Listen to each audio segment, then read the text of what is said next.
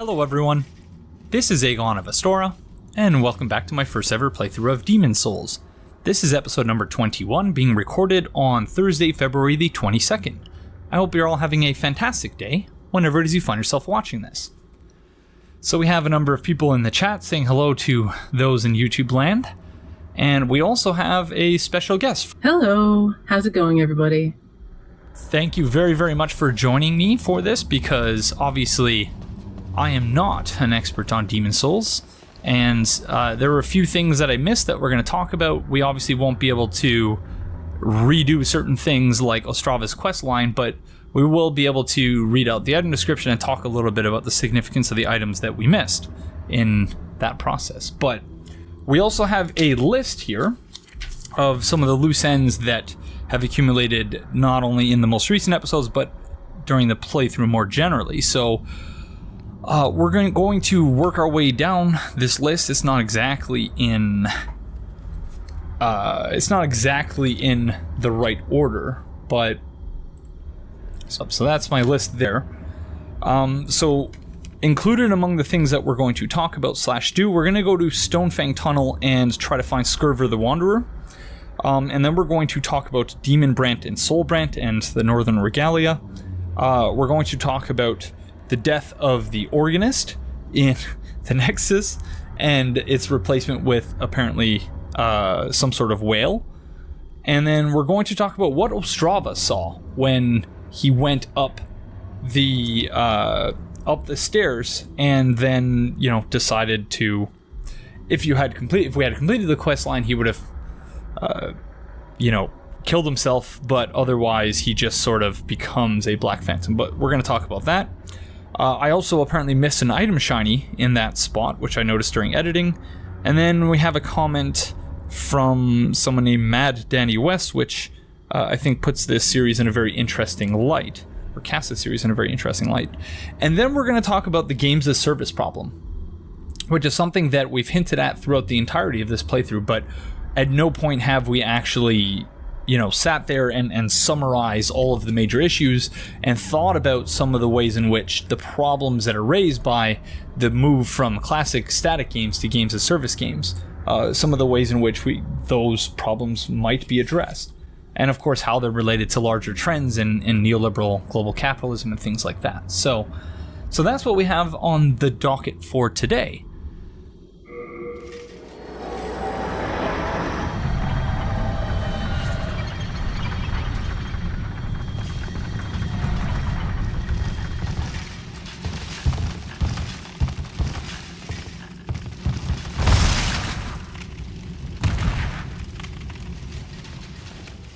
So am I in the right place, Casitive? Yes, you're in the right place. If he's here, he'd be here. I assume this is where he's gone because I assume he's gone because Dragon God's gone.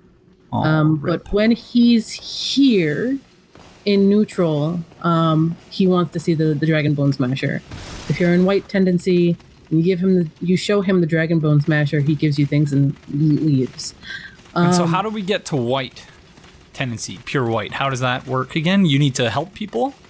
You kill bosses in the world, or you kill the Black Phantom NPCs in the world, and it moves it towards white. It's kind of a New Game Plus thing, because if you just keep doing it, because you were saying it's going to take a long time to change world tendency once the servers are offline, right? Right, but world tendency is different from character tendency, and I was referring to character tendency back then. Okay, fair enough, yeah. So world tendency is actually a lot simpler. So, if you are offline and go into like New Game Plus, you'll be guaranteed to be in white tendency. If you do not die in body form, which is why many people will commit suicide in the Nexus, before they go in, and they do not go into body form in the world at all. Because if you die in body form, it will move towards black, making the world harder. And if you die in soul form, it does not do that. So most people will just play in soul form. Okay. Yeah. Makes sense. So I just died to gravity again. Gosh.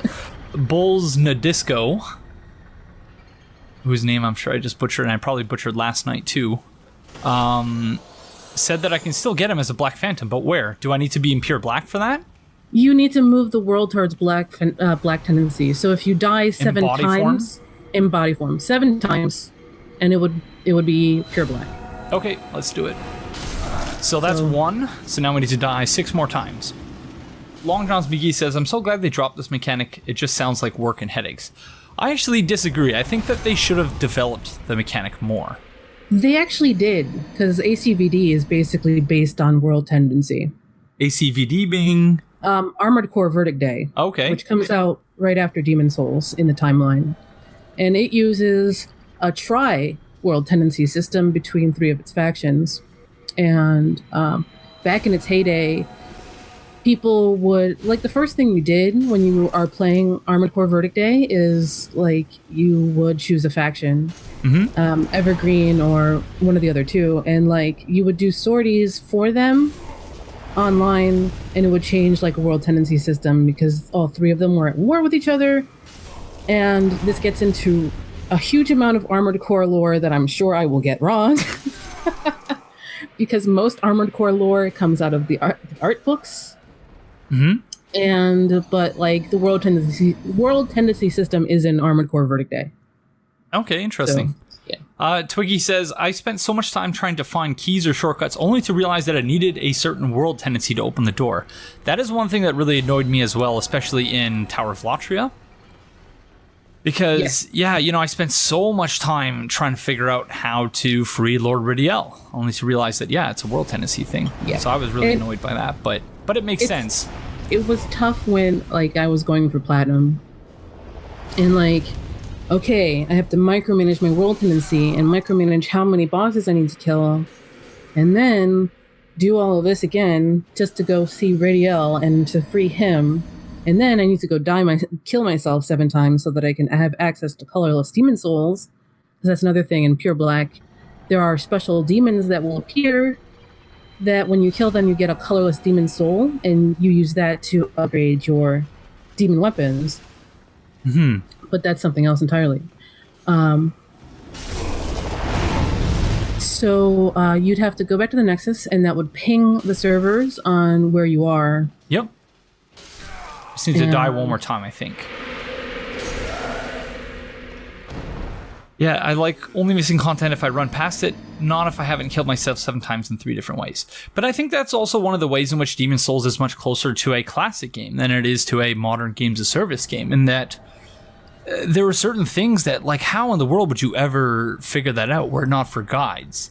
And that's not a new thing. It's not something that Demon Souls specifically didn't do. But, that's something that has been in games essentially since the beginning. Secrets where you're just like, how the heck does one figure that out on their own, You're, like, not supposed to. I've heard it said, I think Ian B has said it, I think this is where I've got it from, that Miyazaki wants people to talk to one another. He wants people to create communities around the games and to share knowledge. Something about back in the day with old games or, like, old literature, people standing around a playground or whatever, talking about what they've found and sharing information so that they can go home and do it themselves.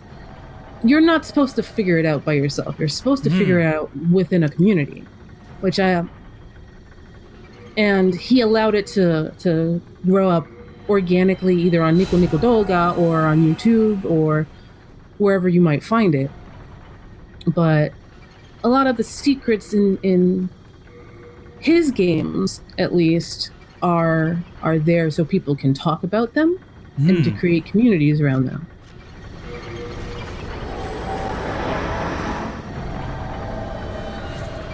Oh, yeah, now you can definitely see that, it's black. If you look on the top right. That's pretty cool. Yeah. Does that mean that even the trash mobs are more formidable now? Yes, everything is more difficult. Everything gets buffed a little bit. Cool.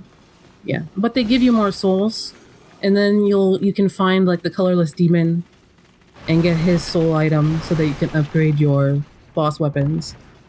And there are special events, Black Phantom Scirvir being one of them.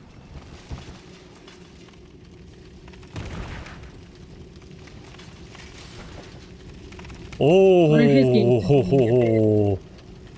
look who it is. Something that Candidate said a little while ago, which I find interesting, is that the insight mechanic in Bloodborne is kind of like world tendency. I guess character tendency, technically. But yeah. I've always thought that, like, if you go back to my first ever playthrough on YouTube, Dark Souls 2 Let's Talk Lore, I basically laid out towards the end of that playthrough, you know, my ideal vision for where a game like Dark Souls 3, which at the time hadn't been announced, should be. And, you know, I basically described world tendency, but in a way that had more meaning, you know, what I thought was more meaningful impacts on the things that are happening in the world. Something else I noticed is that the Augite of Souls, which is a stone radiant with the light of souls, the color of the light changes according to the souls in the area. It was made by Jerry, a friend of Sage Freke, who is known for his magical crafts. Since it's light and easy to handle, it is widely used by travelers. You can actually see it on the midsection of my character right there. That's the Augite of Souls. So when you're walking through a very dark area, that's what's illuminating the place, which is not something I realized until a couple of episodes ago while doing editing. I think the Slayer of Demons is the only one who has a visible light source. Everybody else doesn't really, except maybe the Hunter, if you have the lantern. Yeah, because in Dark Souls... But in Dark Souls, it's less prominent, I think. In Dark Souls 1, like the light source around the player character... Right. It's not as prominent as it is in this game, but it's really cool that in Demon Souls that actually has an explanation for that. Okay, so let's say what's up to Mr. Scirvir the Wanderer. Good luck. Thank you. Just saying, good luck. Here we go. He's buffing. Yep. Badass slow walk, of course. Whoa, that is a quick pyromancy.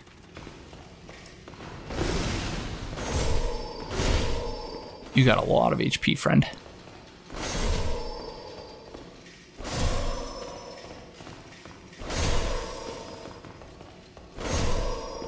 Whoa! What a lag stab. Oh my gosh. He wasn't anywhere close to me.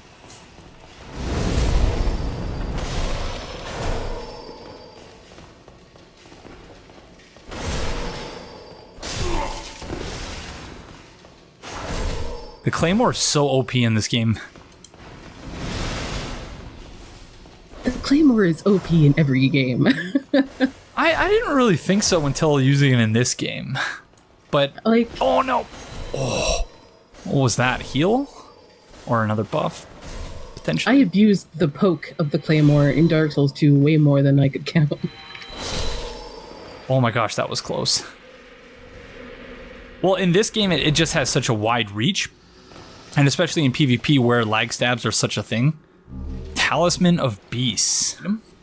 An old wooden amulet resembling the Old One. It can utilize both miracles and spells. The symbol of God was nothing more than the image of the Old One. So, Casitive, do you want to talk a little bit about that? About the significance of that item description? Sure. Am I still here? You are? Oh, well.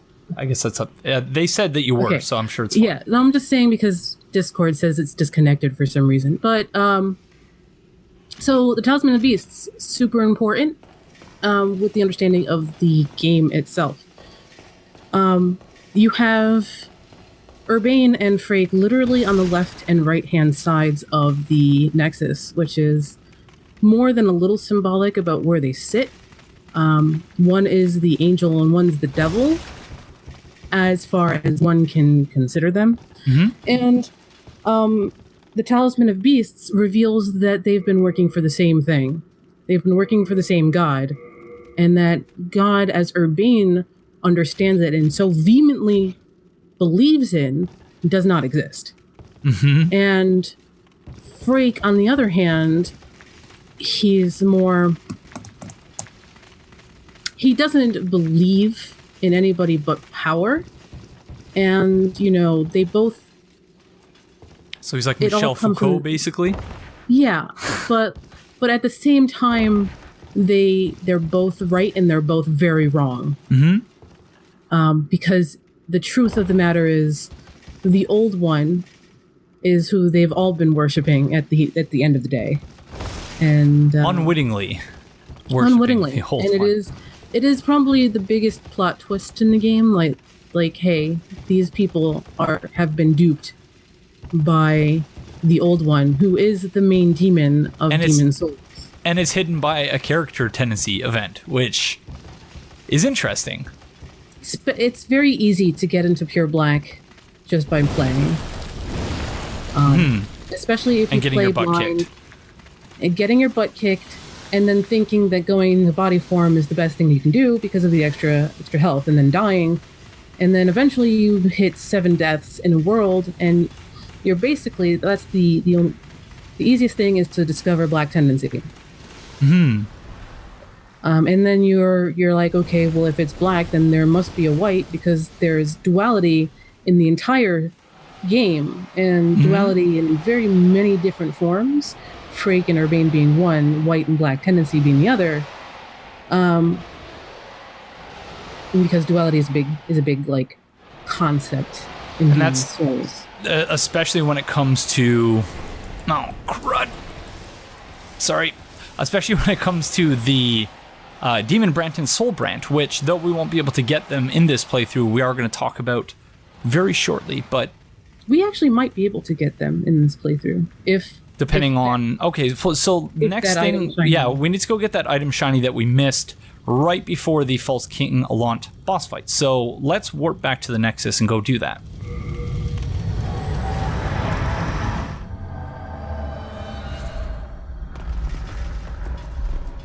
Archstone of the Demon False King. Calmly watching all from the King's Tower, a demonic impostor stood as the old King Allant. The true king dwells with an ancient beast.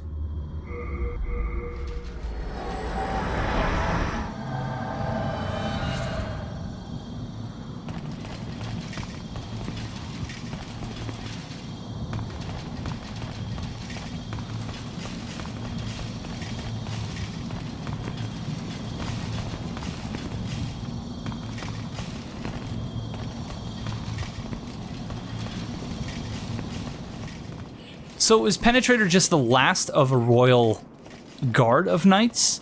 Or like a royal group of knights? Because it would be weird if like you were... This would be like if going to fight Velstadt, if you were fighting Velstadt in Drangley Castle or something, and there were just a bunch of statues of Velstadt outside of the room where you fight him. The Penetrator is a demon, and he has taken a visage of something using the soul of a knight you've already killed, one of the 3 black phantoms downstairs, who, might I add, get referenced like 3 times in Dark Souls. They become like the I call them Demon Souls cosplayers in Dark Souls 2. So there's 2 Penetrator Knights or Penetrator S Knights, and then 2 Tower Knights, and then here. Right. Another Penetrator Knight, and another Tower Knight. Understand that that's probably where the demon got the idea from to create the body of Tower Knight and Penetrator. Like, it was probably the demon took the idea instead of the idea being taken from somewhere else. Okay. Because it is widely believed that the 3 black phantoms that you've already killed are who became the bosses of Boletaria, and they do not look like that. Yeah, but that could also be, it could also be for gameplay reasons too, when you think about it, right? That they didn't have the weapons that the bosses use in the game for players, so they had to use, the Black Phantoms are sort of approximations of the boss for some reason. Right. Like one of them... Yeah, and then the person with the longbow, there's no statues of that person for whatever reason. And there's been a lot of talk back and forth, and I'm not sure where I personally sit on it, but the fact that Phalanx herself doesn't attack you, but all of her spear-wielding guys is supposed to be a facsimile of her arrows, because she herself doesn't attack, it's the arrows who do. Yeah, touche. Okay, so we have this item here now, and I'm going to be so upset if this is just a soul item, so let's see. Stone of Ephemeral Eyes. So yeah, so I think I think because we didn't complete Ostrava's quest line, Soulbrandt and Demonbrandt are inaccessible to us. Yeah, because he would give you the mausoleum key. Yeah, and then we would fight Old King Doran, who would, once we get him down, I think it's 25% health, he gives us Demonbrandt. The demon-rending blade passed down through the Boletaria royal family. It is a white blade that forms a matching pair set with Soulbrandt. Presumably, the way it's written here, it appears as though the actual item description describes it as Soulbrand and not Brent. So, interesting, there's a typo in that description. Yeah, I mean, Atlas isn't Age Tech with the localization. They're much better than Age Tech, but the Sony Asia region English localization is actually slightly better. So it says that it is particularly effective on demons. Old King Allant spurned the blade for the way its power increased, the less demonic the wielder's soul became. So that's hinting at the mechanics of this weapon, which are mirrored by Soulbrandt, which we'll get a little bit later, so we'll talk about that when we get it. But according to the Demon Souls wiki.wiki, it says that at pure white character tendency, the Demonbrandt has 130 plus 130 physical and 110 plus 110 magic power. But at pure black character tendency, the Demonbrandt has 0 physical and magic attack power. So we didn't, I don't think, see anything like this mechanically in Dark Souls 1, but in Dark Souls 2, there are several weapons and items whose attack power varies based on various different things. One example that comes to mind is the Forlorn Greatsword, which becomes more powerful. It scales with hollowing, so the more hollow you are, the more powerful the weapon is. And I think the same is true of the, the black pyromancy flame, the dark pyromancy flame? Yeah. So it's interesting that, again, there are these things that they had in Demon Souls that they've tried to re-implement into subsequent games. Luck in general in Dark Souls 3 and how it interacts with hollowing itself is another one. Mm-hmm. Yeah, that's true. Yeah. It's the real prize of getting your character tendency to either black or white is being able to use Soulbrandt or Demonbrandt because they're actually very powerful and they scale with that. It also hints as to what the lore stuff behind character tendency is. It suggests that all 3 worlds, neutral, white, and black, are running at the same time, but black is the more cruel of the world. White is is not so much the lightest one, the lightest version of the world, and the neutral is neutral. I mentioned this in a comment in regards to Selene Venland, because in white tendency, she kind of doesn't really do anything, doesn't realize her brother has gone nuts. Garl Vinland? And Garl is her brother. So you find her in the Valley of Defilement? Yeah, you find her in the Valley of Defilement. She's just sitting there. She's looking for her brother. She doesn't care because she's got huge amounts of faith, and faith gives you a regen. Yeah. And then in black tendency, it's insinuated that she found her brother and she went nuts because she couldn't handle the grief of her brother being so nuts, and she gives up, much like you see Ostrava give up right in front of your eyes. Yeah. So let's talk about that then, about Ostrava. So if we had completed the quest line up to this point, and if we hadn't, if we had done all that stuff, when we walk up these stairs here, we would find Ostrava sitting on one of these steps. And then you talk to him and he says, "Oh, it's you, is it? My father is up above." Well, what's left of him anyway? He's transformed into a fiendish demon. I began this quest in a search for truth, but it seems I was a fool to even try. Please, kill my father. In his degenerated state, he can only bring peril to the lands. This key, fits the Boletaria mausoleum. Inside the mausoleum are my father's 2 swords, Soulbrandt and Demonbrandt. Use them to bring an end to this madness. So you obviously don't need Soulbrandt or Demonbrandt or both of them to kill the boss. And when you go to the mausoleum, when you open it, presumably you find Old King Doran, who has Demonbrandt. Old King Doran being one of the original founders of Boletaria. Do I have that right? Yeah, he's a legendary warrior guy. He's very strong. You don't have to kill him to get the sword. Mm-hmm. You just have to show your strength and he will give it to you. But most people will sit there and kill him because he has a unique armor set for male characters and a neat little ring. So people will kill him right after they get the sword. But he is a very strong guy. He is a king. He probably is the founder of Boletaria and probably the progenitor of a lot of the legends Ostrava probably grew up hearing from his father. And we'll hear about this later, but his father, Allant, started off with the best of intentions, but his story is essentially the road to hell is paved with good intentions. And Allant is basically like that. I mean, you're supposed to compare him with another king that we've already fought, which is Old Monk, who turned to the demons because of jealousy over his wife or ex-wife.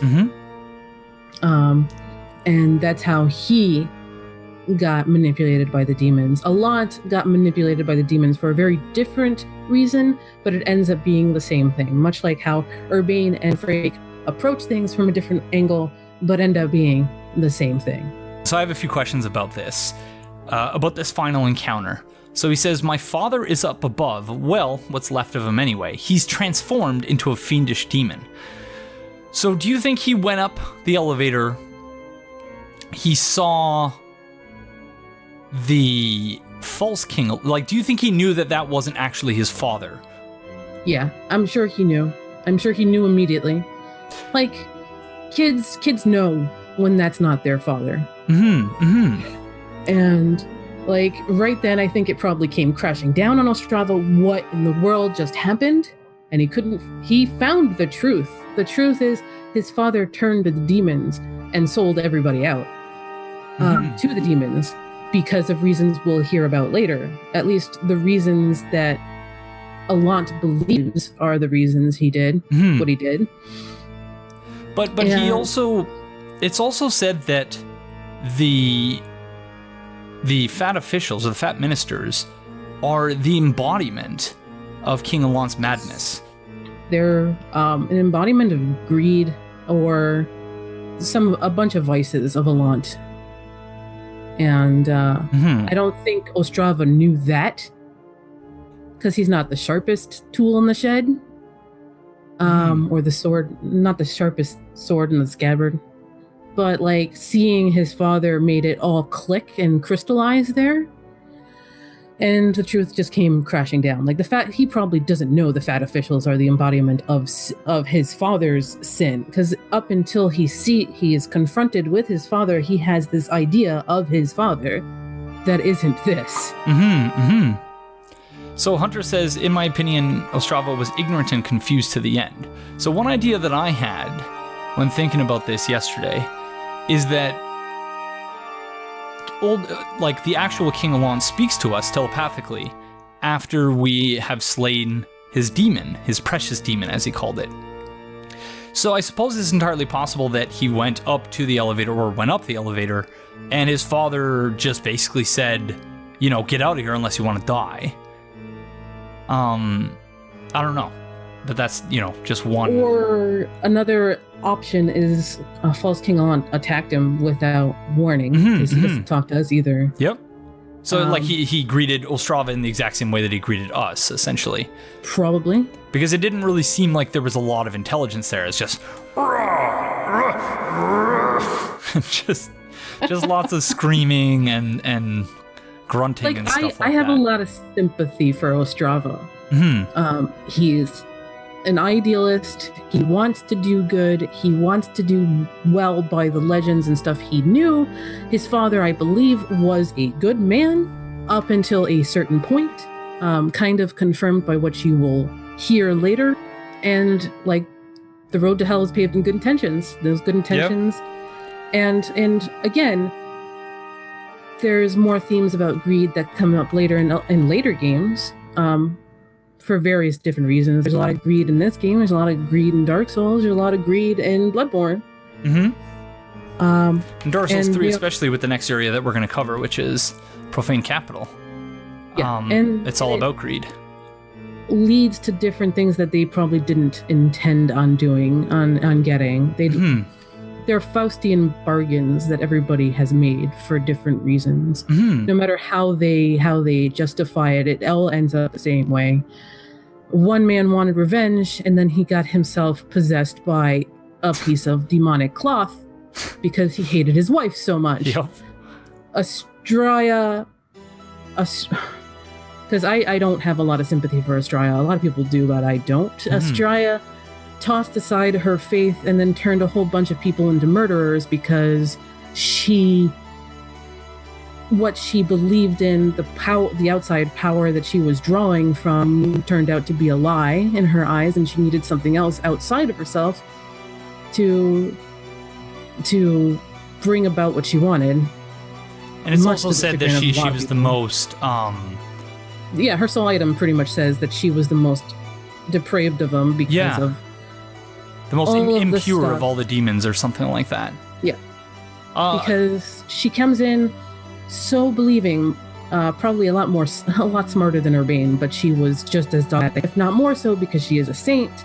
And then she tosses it all away when she sees the Valley of Defilement and gives up everything to a demon because she has this axe to grind against religion. I do see Astraea as probably the worst of the bunch. Well, and I think the fact that she's a woman probably plays a role in how people perceive her. Well, she's a pretty woman, and so they'll disregard the dirty woman, the shopkeepers, because the shopkeeper tells you the truth about Astraea, but they disregard her because she's filthy and ugly and stuff like that. But like, all the things Astraea does is littered across the Valley of Defilement, like turning people into murderers, turning people into like mindless like devotees and zealots for her instead of for like, any other thing. Because, like everybody else, all the other antagonists in the game, their number one want is power. And they justify it in a lot of different ways. Each one has a lot of different justifications for why they want power, but in the end of the day, they want power, and that's why they got taxed by demons. So, like, she kills all these holy knights, turns them into demons, much like Allant turns his 3 main knights into demons, and then, basically goes about destroying the Valley of Defilement because she gave up religion. She saw another religion's light, which was the same religion at the end of the day per the Talisman of Beasts, and was duped entirely because of her want of power.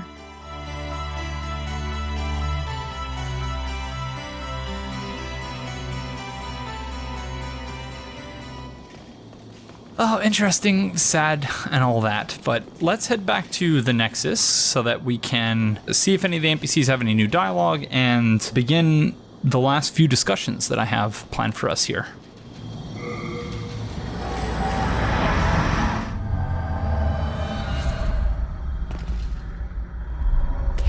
We might as well talk first about the fact that after killing X number of archdemons, an organist appears somewhere in the Nexus and starts playing their wonderful music.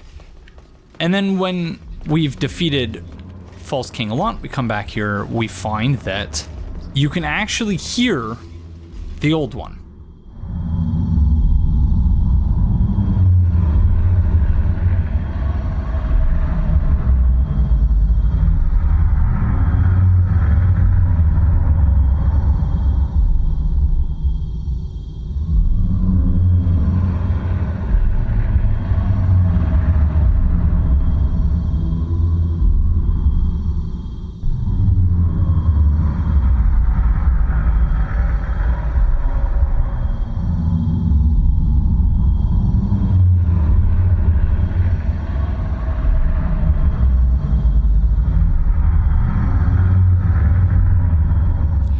So that's what it sounds like when the old one... Some of that like old school Tupac song is what it sounds like when thugs cry. That's what it sounds like when the old one decides to have a moan. Any thoughts on that, Casitive? Other than it's probably just the old one, because now the seals are broken, and now you can hear where that goes. So Hunter M says, fun fact sped up. The old one's voice is just a baby crying. So I'm gonna have to test that out. But that is very interesting if that is indeed true.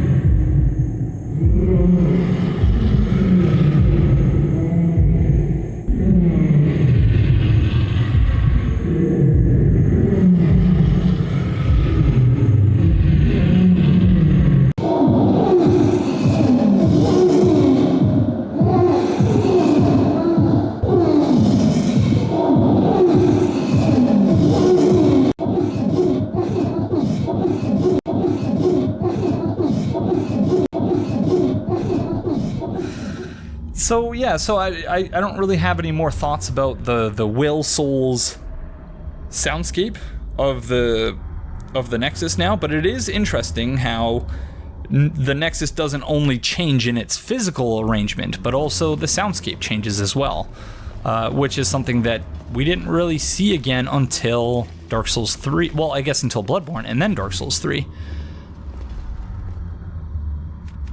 From where does that howl come? That is no demon. It sounds more like a poor, hungry child. Do you have any idea what it might be? Something about it puts me at great unease. May God watch over us, bless us, and all of Boletaria. Mbasa. Wow. That is very interesting. Why? You have defeated all the demons, have you not? This ghastly howl. The Monumental has spoken of it before. There is a question I have long had in my mind.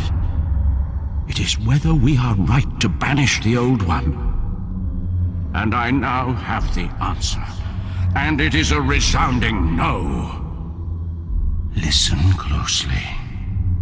The Old One must not be cut off from us. If the Candle Maiden tries to entrap it, kill her. What? And absorb the souls of the Old One for yourself. The Old One is an unfathomable deposit of energy. It contains all the souls collected by the demons. You will gain the power of a king, and I will gain knowledge from beyond. And that, my dear friend, is the righteous path. You must not allow trifling matters to dissuade you. The demon souls shall be ours. If truth be told, that woman has been tainted by demons herself. She would thank you in her death for relieving her agony. Wow. That hints at something at the very end of the game. Wow. Yeah, so I was going to say that that's very consistent with what you said about him being power hungry. He's also hinting at the two different endings, right? Yes, he is hinting at the two different endings. Urbain kind of does too. So we did create, just so everyone knows, we did create a restore point. So after we do the first ending, whichever one we choose, we're going to restore and then do the other ending as well, so that we can talk about both of them. So yeah, so he's trying to justify for you why you should kill the Maiden in Black, which is crazy. Well, it's not crazy, but yeah. I am fully prepared. I can still be patient, my fine magician friend. Wow, yeah, he's just drunk on demon souls, really. Yeah. I mean, he starts off kind of normal, and then as you talk to him, as you give him more boss souls, he does get more dialogue. I see. And he does start to be like, yo, you need to get more of this power, because this power is awesome. Okay, I just... Sorry. The gears are turning in my head at how we can get revenge against this guy who called us a brute until we had 10 intelligence. What would happen if we pushed him into the hole? Oh yeah, now he's walking back. No! No! Better than having you... I see. Suit yourself. Alright, if I had more time, I would try to do that. But yeah, he starts walking back to his spot as soon as you get him anywhere close to danger. You have destroyed all of the demons. You soon shall hear the call of the Old One. Then, the Candle Maiden shall guide you below the Nexus, where the Old One awaits. She will lull the Old One back to slumber. That is, after all, her purpose. So the purpose of the Candle Maiden, according to the Monumental, is to lull the Old One back to slumber. So, yeah, really all that's left is to go and talk to the Maiden in Black and see what's going on under the Nexus.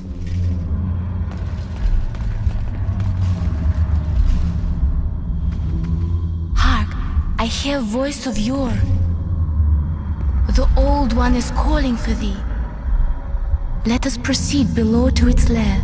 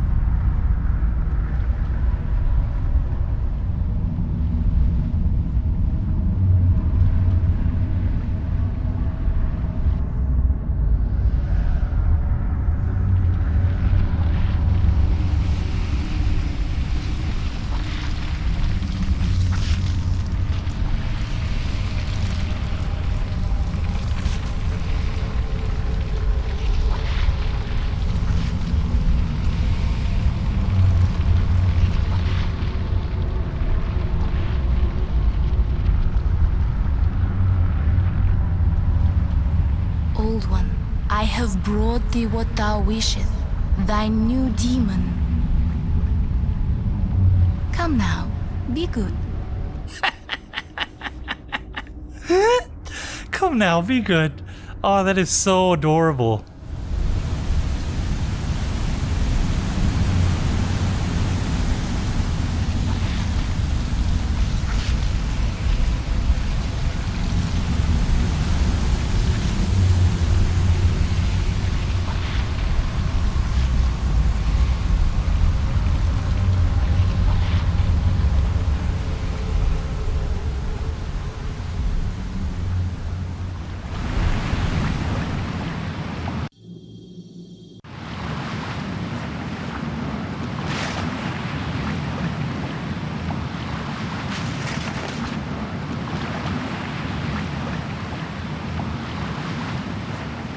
Wow.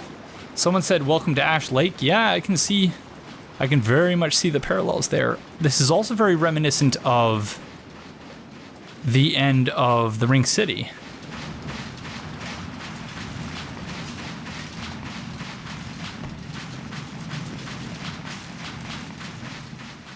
Yeah, no, it doesn't look like there's anything here other than just a wasteland. So, question. Is this the real state of the world? Like, is this a Dark Souls 3 situation where we spent, you know, our time in memory lands or dreamlands or something like that? Yeah, probably. It all factors back to what the Monumental says. And if you take him literally, that all the Archstones are their own worlds that hold everything up. But they like maintain the fabric of reality. Yeah. or preserve the fabric of reality is the precise wording. Because, like, it looks like this is the Nexus here. Like, it has the same stuff here. You know what I'm saying? Like, Yeah. because it ruins, and in all directions you look, you just see more ruins. And presumably this, like, I was thinking that this is probably ash and not sand, but we are right at the water.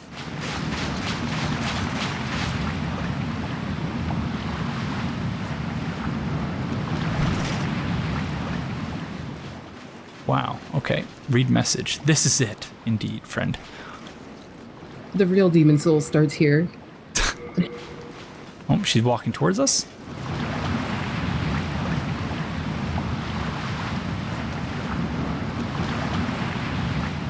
Let us proceed below to its lair. Its lair? But isn't that the old one right there? So the old one is both a thing and a place?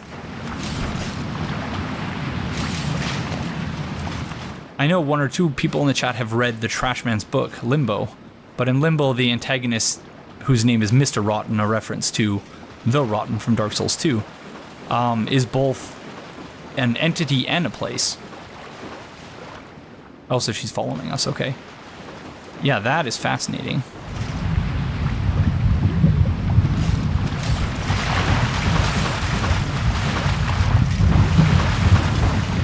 So, King Allant is nestled inside of the Old One, then? Yes. You have been chosen by the Old One. Shalt thou seek everlasting demon souls, or obey that naive monumental? Whatever your choice, you are our first visitor. May you be welcome here. Kind of reminiscent of Lost Isolith, too. I was thinking that, Bed too. Of Chaos. Yep. As I was thinking, because, yeah, in Bed of Chaos, you have to roll through all these twigs and stuff to get... Is she following us, or will she just catch up?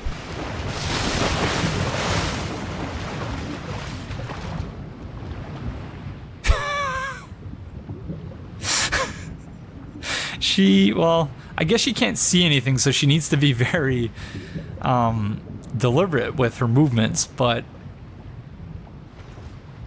yeah, I'm going to assume that she's just going to catch up to us. Surely you have seen for yourself pain, suffering that fills this world, but fight poison with poison. God is merciful, and so created the Old One. The Old One will feed upon our souls and put an end to our tragic realm of existence.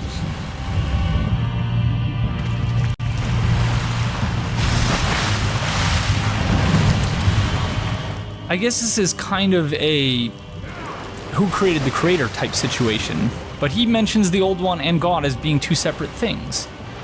That God is merciful because it created the Old One. Am I reading too much into that?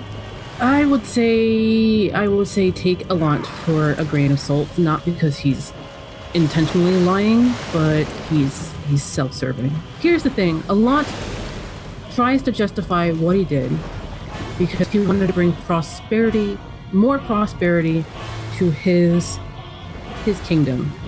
So he tells you he swears up and down that what he did, seeking out the demons and the soul arts, because he sought them out, was for the good of his people.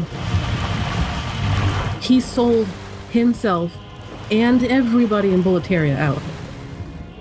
And so he created False King Allant in his visage, and that might not even have been him. That might have been a vision, an idea of how he should look in his prime, which is probably not actually... It's probably an exaggeration.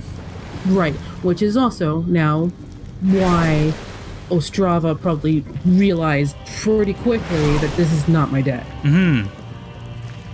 Because Allant created False King Allant. And when a person creates False King Allant, I mean, a false, like, demon deity... A proxy of themselves, sort of.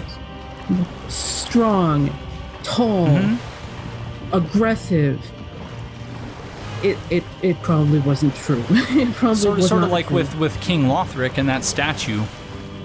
Like, he's this weak, sickly boy in reality, but, you know, there's a statue of him that kind of makes him look, maybe not heroic, but certainly more so than... what I kind of had to dance around when I was talking about Ostrava earlier, because I didn't want to, like, spoil it ahead of time. But everything comes together about Boletaria here. King Allant grew greedy. He wanted more power. He swore to himself he was doing it for the good of his people and sold everybody out to the demons. He turned his 3 head knights into the 3 bosses, and he put himself, a proxy of himself, an image of himself, as a strong, in his prime king at the head. But in reality, his kingdom was as broken as his throne in the throne room. So very interesting, all this stuff about prosperity, because it brings to mind the kind of stuff that you hear in public discourse today, that whenever someone talks about cutting taxes and removing red tape and getting government out of the way, the justification for such public policy changes is often, oh, well, it will bring economic prosperity for everyone. But that is almost always a lie. So, like, I always find it interesting, this promise of prosperity and of things getting better, and how easily some people are able to get away with making these claims that, you know, these things will benefit everyone economically, which completely ignores the fact of the matter, which is that economic gains are distributed unequally, and that's by design. Right, and so he took his sword and he proved himself the strongest demon, and he brought all of these demons back, which tipped the scales and destroyed pretty much everything, because he swore to himself, and maybe even convinced himself that he was doing it for the good of people, but it was really just for power.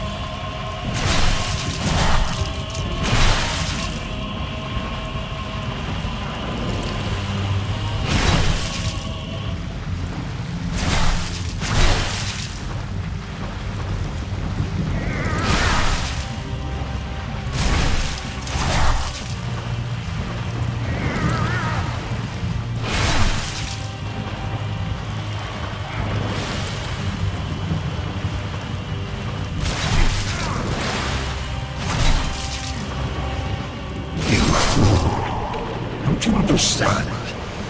No one wishes to go on.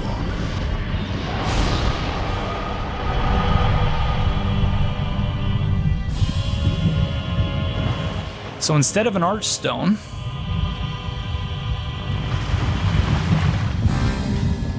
we get this. Soulbrandt. The soul-rending blade passed down through the Boletaria royal family. It is a black blade that forms a matching set with Demonbrandt. After Allant rose to the throne, it was always in the king's hands. Old King Allant favored the blade for the way its power increased, the more demonic the wielder's soul became. So that answers the question of why he's carrying Soulbrandt as opposed to Demonbrandt. But if we take Demonbrandt and Soulbrandt together and bring it to, I think it's Blacksmith Ed. Yeah, Blacksmith Ed, together with the False King Demon Soul, we get the Northern Regalia. Legacy of the Old Boletaria Kings. The shadow the sword casts is of both the Soulbrandt and the Demonbrandt. Little is known of its origin, even in Boletarian royal family lore, but it is said to have been left in the world along with the Old One for malicious purposes. So under general information on the Demon Souls wiki, a powerful weapon due to its non-stat based power simply attain pure black or pure white character tendency, and the sword will have an attack rating of 540. So this sword rewards extremism on the margins. Right. As opposed to, you know, some sort of... And it's reflected in the physical design of the weapons, whereas both the Soulbrandt and the Demonbrandt, the hilt is sort of one-sided. You can see that the hilt only has one side, but when you put Soulbrandt and Demonbrandt together, it has both sides together. Yeah. And again, like, duality is kind of a thing in Demon Souls. But neutrality isn't really given a fair shake. But extremism on either side is just as harmful. It doesn't matter. So the way that character tendency is interwoven into the story, I think, is just masterful. Character and world tendency.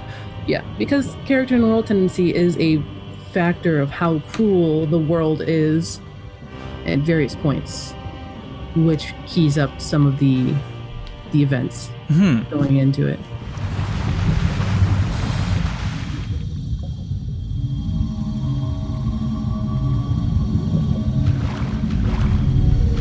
Thine work is done. Slayer of demons, go back above.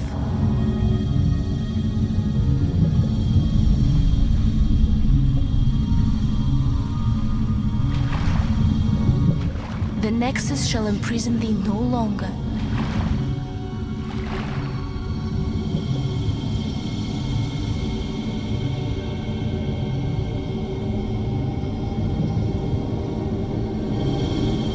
I shall lull the Old One back to slumber.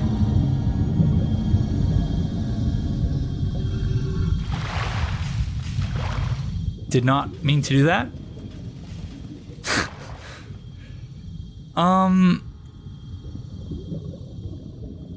So now my choices are to kill her or to leave, presumably. Yes. My thanks. At last, my duty is fulfilled. Well, thank you, friend. Take care, I guess.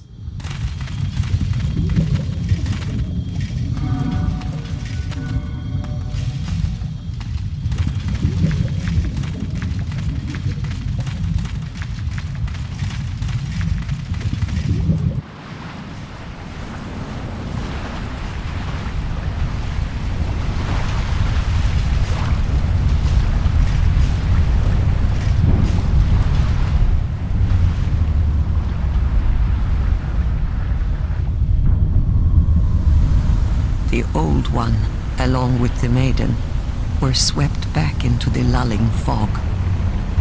Boletaria was spared from the demons, but also lost its knowledge of soul arts. The souls lost during the pandemonium were never retrieved.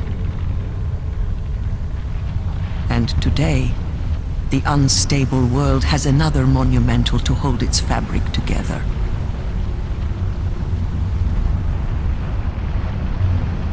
A brave new hero of unprecedented power.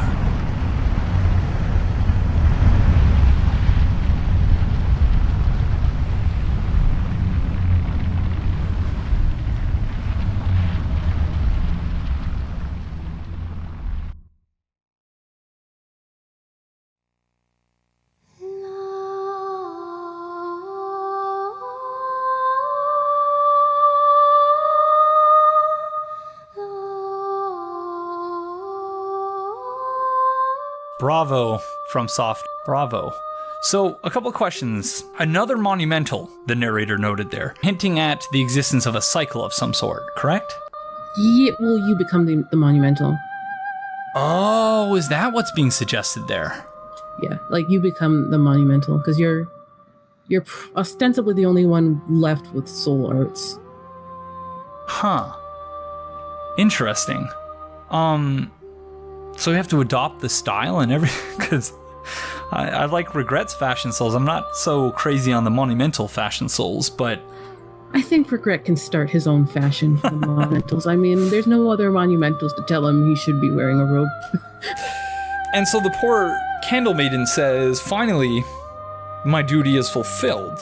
But assuming that she knows about the cycle herself, unless a new Candle Maiden is then appointed, and she just sort of phases out. So, like, similar to Dark Souls 3 in that there's, like, just a Firekeeper assembly line somewhere, and that when they're done with one, they just toss it and go on to the next one.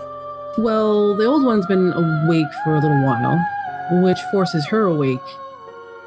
Because she's also a demon. You'll get her soul next if you do the restore point. And so she has to be awake to wait for the guy she will use to get to the old one. Because getting to the old one is her entire plan to begin with.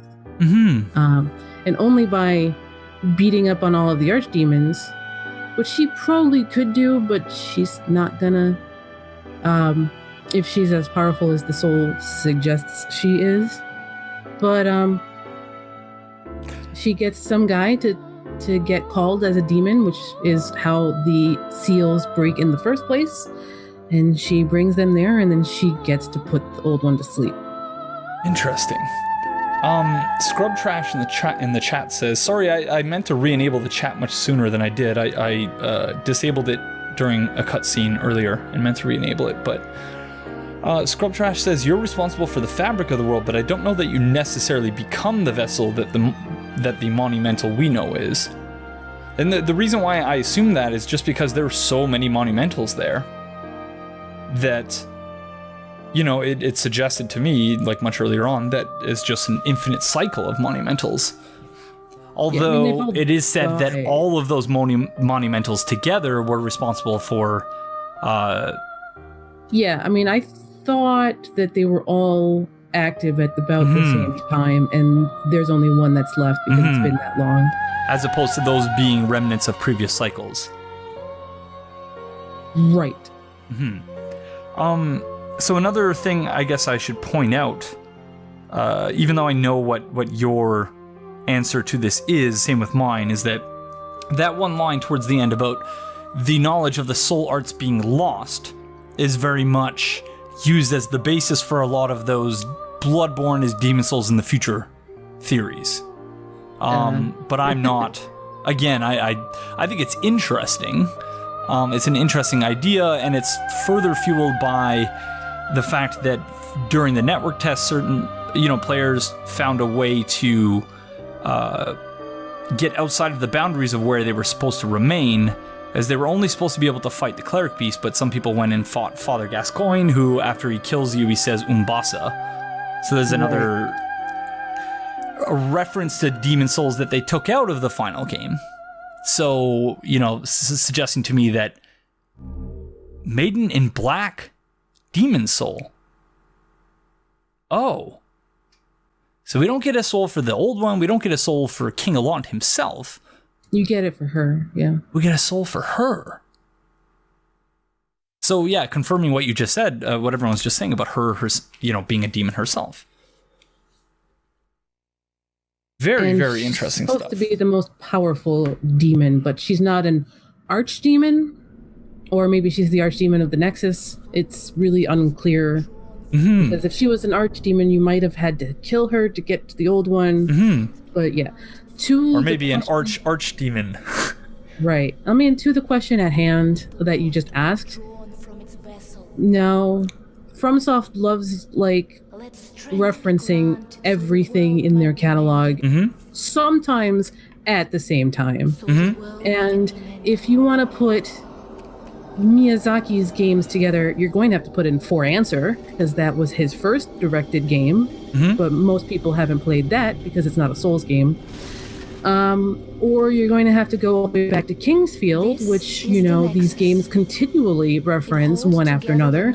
And Dark Souls 2 is basically Kingsfield 4.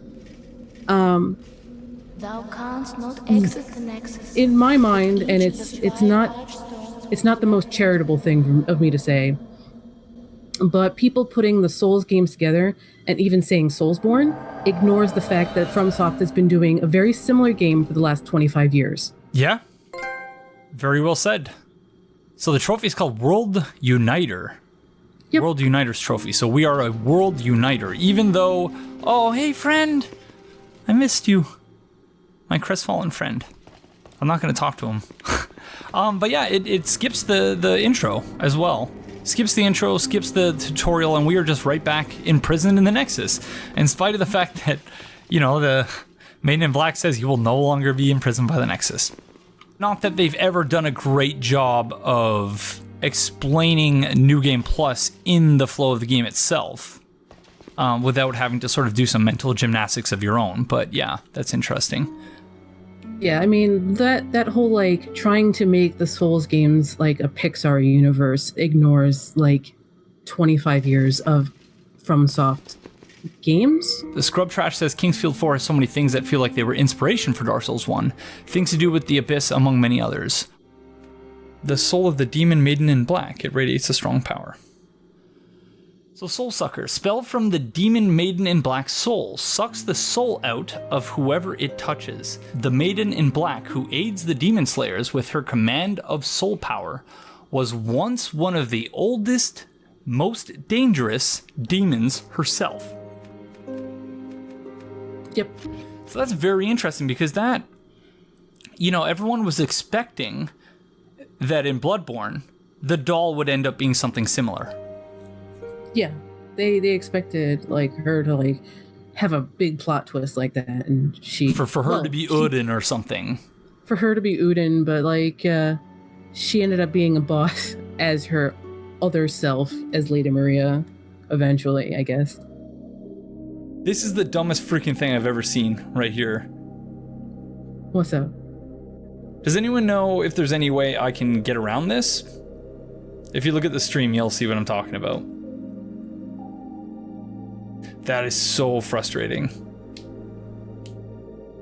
You can only download one time per 24 hours.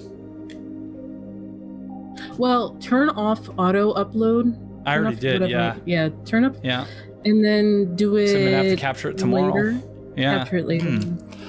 Bite Master, I set up a restore point so that we could restore to prior to when I defeated the boss so that we could get both endings. But it's looking, because we would have to wait until friggin' 10 o'clock to be able to do that for whatever reason. So, yeah, I'm going to have to do that part offline. Hunter M says, I'm bringing up a new crackpot theory. Maiden in Black is a vessel for God's soul, while the old one is God's corpse. Torag says, as a demon, she had the power of sucking souls and now uses it to manipulate the souls of the player instead. Also, Allant has the ability to reduce your soul level too. That's right, that's true. Yeah. Torag. I wouldn't say Allant. The implication to me is that her power was sealed by the Monumentals who set her to this task. We have a comment from Mad Danny West who writes, it seems that instead of being a one-to-one recreation of what Demon Souls was like to play back then, so back then being around the time when the game was released, this is more of a documentation of Demon Souls' last moments. Still a special experience, and I'm glad we were able to see it this way. It originally started as my idea being that we would play the game in such a way that, yeah, it will no longer exist in almost precisely a week's time from now, because I think it's the 28th that it goes offline. So just under a week. And that is what we did in several different respects, because we experienced the servers prior to them having done any maintenance on them for gosh knows how long, where, the game was nigh unplayable while connected to the network for the first half of this series at least. But then we also experienced, in spite of the fact that we had that one episode in Shrine of Storms where we did a little bit of co-op and we were invaded, but for the most part it was just us needing to, figuring out what's going on with the servers and how we can play the game in a way that isn't just, unbearable frame rate wise and for making videos for YouTube. So, in a sense, we were, cataloging or documenting the last month, the dying throes of the Demon Souls servers. And I find that very interesting because, the servers were essentially dead, barely functioning, to the point where it was, in a sense, infecting this playthrough, because it made it so, not only made it difficult from perspective of video editing and making videos that are bearable to watch, but also in terms of motivation for me as someone who does this in his spare time. It was really demotivating at first when, the whole idea behind this playthrough was shown, at least early on, to be more or less impossible to do, because even though we were still nominally connected to the servers, we really, the servers were in such terrible shape that it made the gameplay experience worse. And I kind of blame the publishers, because it was the publishers' responsibility to upkeep their own servers. FromSoft has nothing to do with it. Atlas got bought out by Sega like a year ago.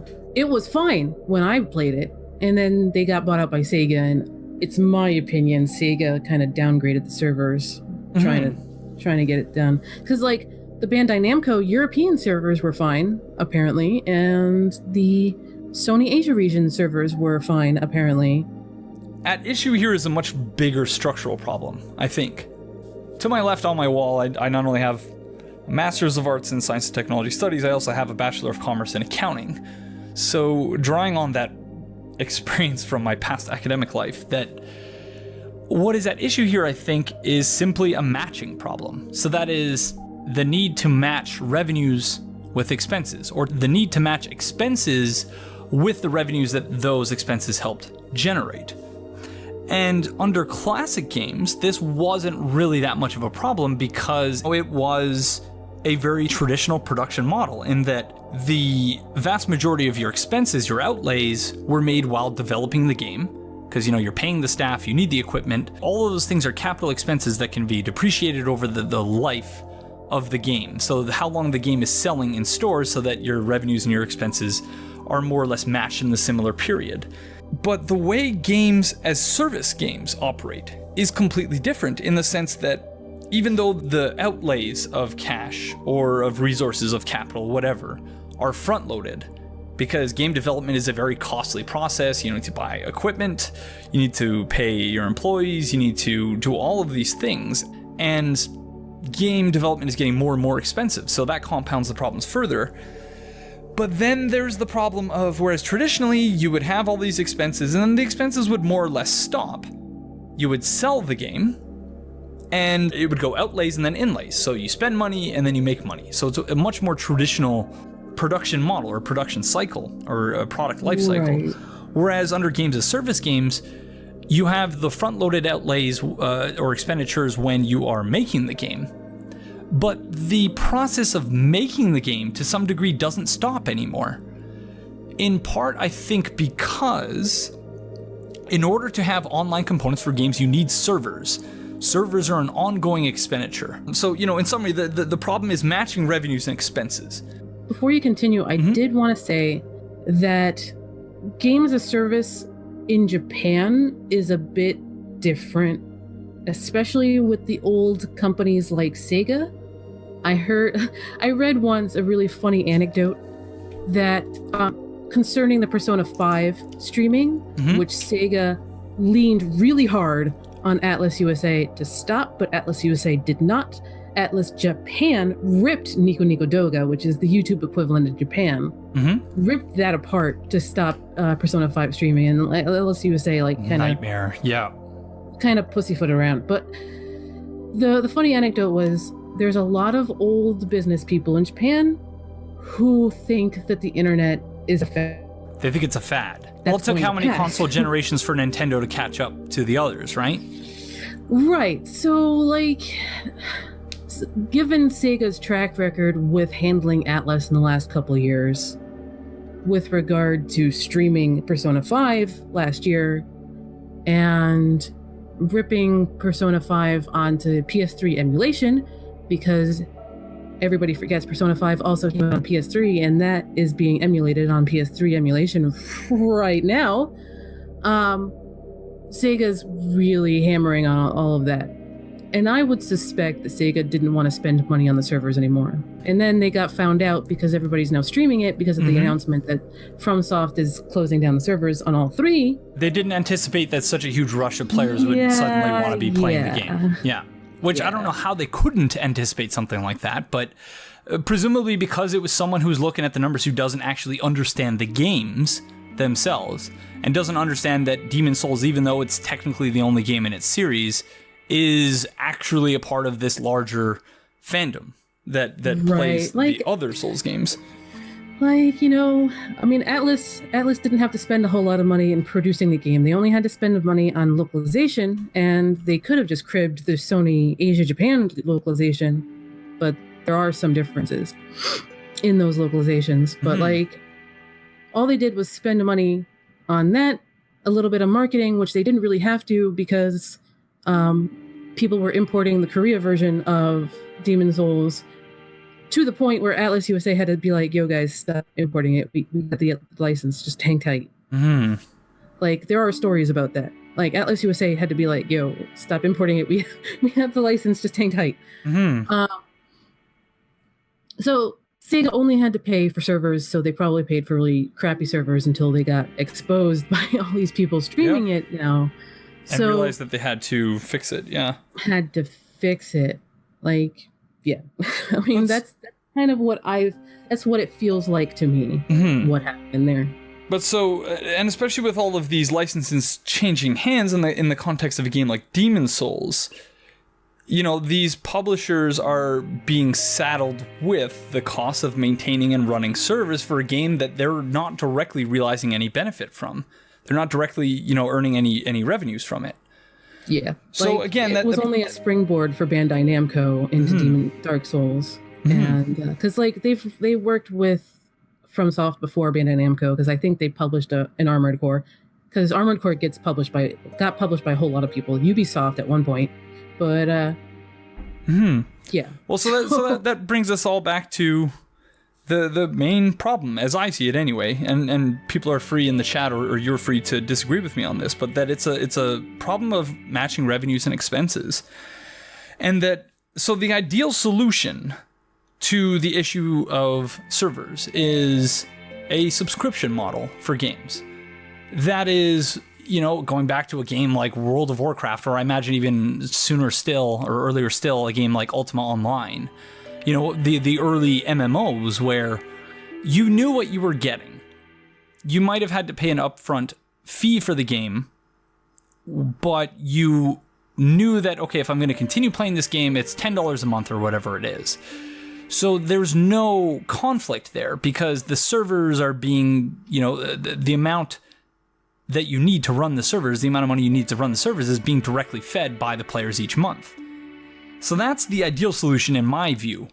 The problem is that the prevailing solution, at least as it relates to, you know, more modern games, Demon Souls being a liminal game between games as service games of today on the one hand and the classic games of the past, the static games of yesteryear, that in the case of a game like Destiny or Destiny 2, and I know I said earlier that I wasn't going to pick on Destiny, but they're just so bad, Bungie, these days.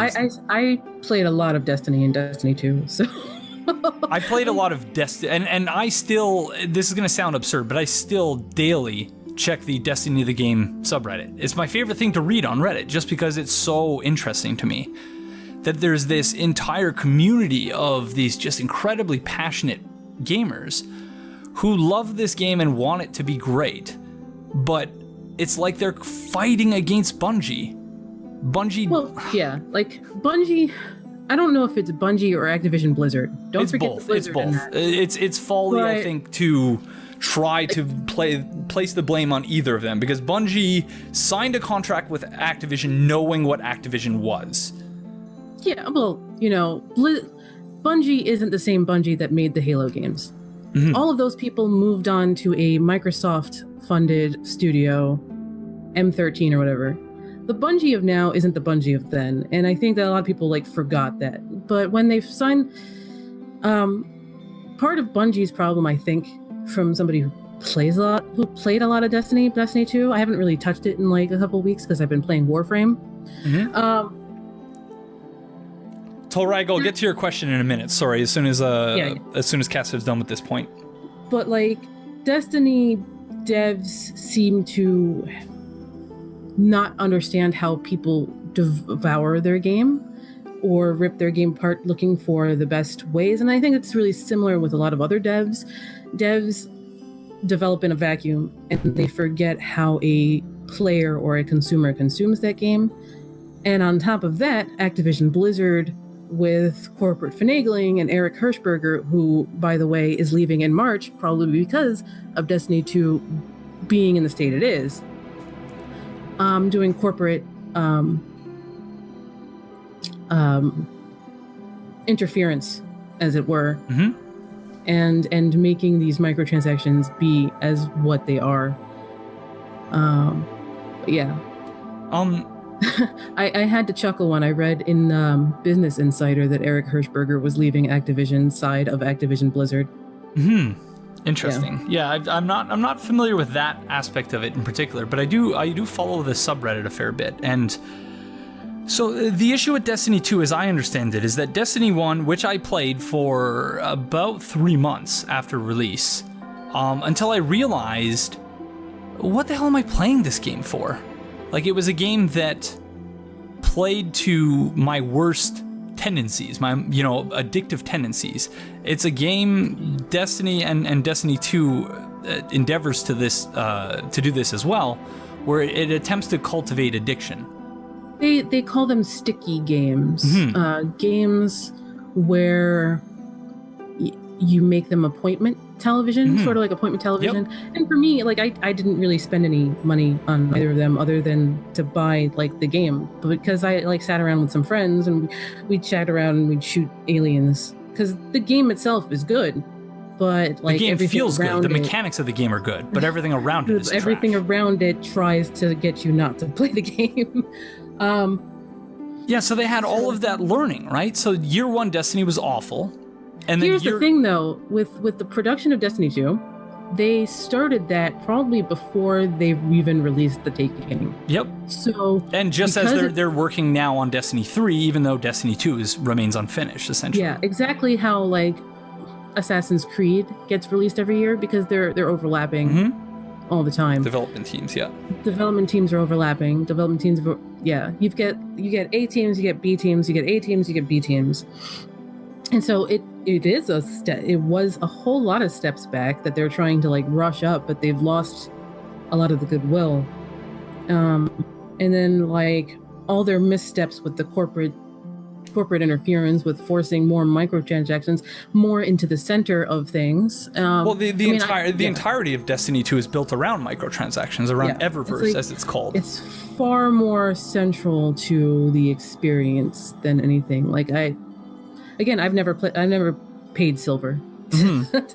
I just play the game with some friends, but a lot of people have. And so that's the point that I'm trying to make, though, about a game like Destiny, where the entire game is reliant on the servers. If the servers are off, there is no game. You can't even replay in Destiny 2 the single player game if you're not.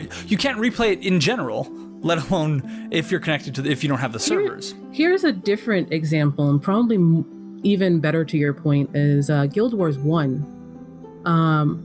That subscription model is wildly different from subscription models of today, in that if you bought a Guild Wars 1 episode, like you bought the base game, you can play the game forever. Today, those servers are run by computer bots. Not by real people, just computer bots. So you can still play Guild Wars 1. I can still play Guild Wars 1. And that's... you can still play it. And all the other episodes you bought, you can play forever. They said, it was like, there's $60 games, but, like, there's no subscription model after that. And, like, they tacked on in Guild Wars 1 microtransactions at the very end of the game, so it's like, you can pretty much ignore it. Well, sorry, like, today, it was like, Guild Wars 1 came out in 2004, 2005, and I can still play it today, but those servers are empty and run by bots. So, that might prove your point a little bit more, too. Well, so, because the ideal solution, obviously, is a subscription model, but I think that the suits, as it were, who are in charge of making these game development projects into viable 21st century, neoliberal capitalism products, understand that it's much harder to get someone to agree up front to a subscription fee, a monthly subscription fee. But it's much easier to do that if you sell someone a game for $60 and you just coerce them into giving you that subscription model that subscription fee in other ways. But then the problem is that at the center of that entire process is the coercion.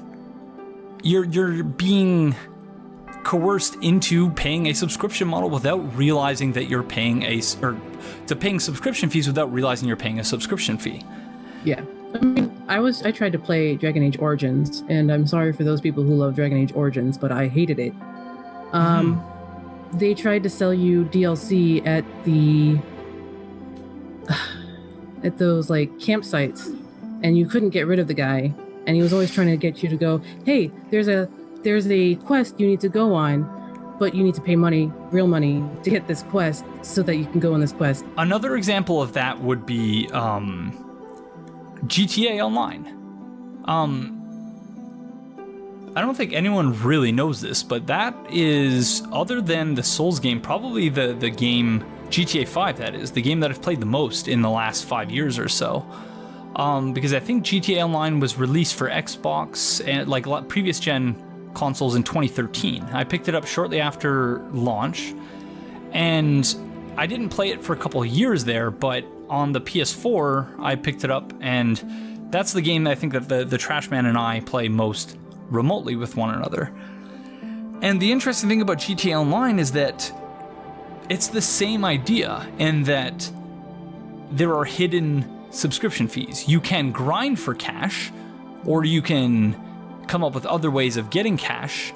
I'm part of a crew, for instance, that is designed around the idea of having friendly lobbies where people make money in the public lobbies, because Rockstar specifically designs all the best ways of making money. They design them such that you have to do it in a public lobby, and the game actually notifies other people in the public lobby that you are doing X, Y, or Z mission, and that, you know, the game will reward you with cash for ruining that other person's mission, thereby taking more money out of the economy. And this is just one example. There's a million ways in which they do this. Where you take that money out of the economy and incentivize people to buy shark cards, which microtransactions basically. And it's pretty absurd, to the point where every time a new DLC comes out, a lot of these outlets they're advertising basically for Rockstar, saying, oh yeah, these are this is a free DLC, when in fact, if you want to buy from the most recent DLC, there's a DeLorean, for instance, which if you wanted to buy that with real money, with shark cards, you would have to spend, I think it's like $90 in shark cards. $90 of real money to buy an in-game car. You can buy a DeLorean for cheaper than that today. Yeah. And so, you know, GTA is similar to Destiny in that although it's different from Destiny in some ways, because they're a lot more upfront about how greasy they are. And they're really greasy also in the sense that if you log in and you don't have, say, the newest facility that you can buy that came with the latest DLC, then the players in the game, or the NPCs in the game, will phone you up and say, like, if you have a CEO office and you need that to buy something else, your assistant, quote unquote, will call you and be like, hey boss, so there's this really great new warehouse that I think we should look into buying. And it never stops. They're advertising to you in the game, trying to get you to buy shark cards, essentially. Yeah, that's what happened in DAO when I played it on PS3. Dragon Age Origin? It's pretty greasy. It's EA is still the kings of really greasy microtransaction stuff like that. Like Battlefield 2 really broke the camel's back. Star Wars Battlefront 2. Yeah. To tie it into our earlier discussions in the series, the other game that I think is interesting here, just for the purposes of juxtaposing with the other ones we've been talking about, is Gran Turismo Sport. In that every time I play Gran Turismo Sport, whereas in GTA I have to spend hours, if I want to not buy shark cards, grinding missions and businesses in order to buy the cars that I want. In Gran Turismo Sport, every time you play the game, if you do your quote-unquote daily workout, which I think is like driving for 20 miles, which is something like you do one race essentially and you meet your daily workout. Every single time you do that, you get a free car. And it's a loot boxy type thing in that there's 4 cars and it goes around and around until you get one. But I have an absurd number of cars in that game. Pretty much all the cars I would, I have any interest in driving. And I still have a ton of what are called credits left over. But there's no microtransactions anywhere in the game. And it's like the type of game where you look at it and you think, this could work theoretically for microtransactions. Obviously, I wouldn't want that. But, it's left me wondering, what is the business model here? Are they just... Sorry, go on. The business model is it worked for mobile games wildly, and it paved the way for people like... But what I'm saying is with GT Sport, there are no microtransactions, though. But... Okay, so mobile gaming really paved the way for microtransactions as we know it today. Yep, absolutely, yeah. So, for instance, as you're talking about racing games, there's a game called Asphalt 8 on mobile. And I knew somebody who used to play that. And the microtransactions were super scummy. Like, different regions would have wildly different prices for different cars. So there would be these little syndicates, cottage industries, where someone in India would buy a car for $1 US and sell it back to somebody in the US for way cheaper, because in the US, that same car would be like $80 US. Mm-hmm. This is a Microsoft run mobile game. Mobile gaming paved the way by making it somewhat okay to a lot of people, and they somewhat accepted it in their console games eventually. Mm-hmm. It's the same Trojan horse issue, right? Like, because with Destiny 1, when they first introduced microtransactions, the justification was, hey, we're going to use this to fund what they called the live team for making free updates for everyone. But then it was really just a pilot test for Destiny 2, so that they realized, okay, there were all these different ways we can design the game around Eververse to, inch people ever closer to not only buying each expansion when it comes out, which was the initial hidden subscription fee, because as soon as a new expansion comes out, it locks older content. You can't do the daily or the weekly Nightfall strike, or at least you couldn't initially before the backlash, and then they fixed it. Yeah, you couldn't even get all of the trophies or achievements for the game after they released the first expansion in Destiny 2. It locked you out entirely. So you paid $60 for a game that after a few months, because you didn't pay the hidden subscription fee, you could no longer really play. But sorry, just to return to GT Sport, because the thing I just don't understand what their business model is. Like, maybe they have paid DLC planned for the future, but it's not a cheap game. It was like $70 or $80 to download. But there's no microtransactions. You can't buy cars to get ahead. Like, you have to earn everything, which I think is great, because the bar isn't exceptionally high for earning things. It's pretty well balanced, I think. But, it just makes me very suspicious. Like, what is going on here? Are they suddenly going to pull the rug out from under players and have some sort of hidden subscription fee there? Probably different. It's probably just different funding vectors and less of an attempt at corporate mismanagement. Because Monster Hunter World came out and they said they wouldn't do microtransactions, and they didn't. Mm-hmm. That one's basically a live service game with a single player aspect to it, sort of. But there are expansions planned, right? Presumably? I guess so. I don't have Monster Hunter World. I don't either, just because, I talked about this on Twitter earlier. I can't afford another time sink, but because I've heard it's great, but also a time sink. They're from a massive company as well, Capcom. But at the same time, Konami, who barely wants to make video games anymore, is putting out Metal Gear Survive, which on top of on their EULA saying that you agreed to never find love within this game. Yes, this is in its EULA. There's a whole lot of greasy transactions. Dezo Penguin pointed out in the chat that you need to pay $10 to get a save slot. A save slot. $10. That is despicable. But yeah, and then Capcom also made Resident Evil 7, which I've recently finished. Sorry that I didn't stream it, but that is a freaking excellent excellent game which subverts every awful trope that we've seen in quote-unquote survival horror, or even just horror media more generally, from like the last 10 or 15 years. But so I guess just because we're both, I'm certainly rambling at this point, but what is the solution? Because Demon Souls is obviously, because, you know, there's no DLC in the game. We have this broken Archstone up here, which I'm almost certain if this game was released today and it wasn't released back in 2009, this would somehow be tied to DLC. Oh, sure. I mean, okay, so a lot of the microtransactions FromSoft made are part of Armored Core. Those, because Armored Core was king shit for FromSoft for a long time. Mm-hmm. Armored Core Verdict Day has a lot of little microtransactions. You can poke over to the PS3 page for Armored Core Verdict Day. There's a lot of little microtransactions.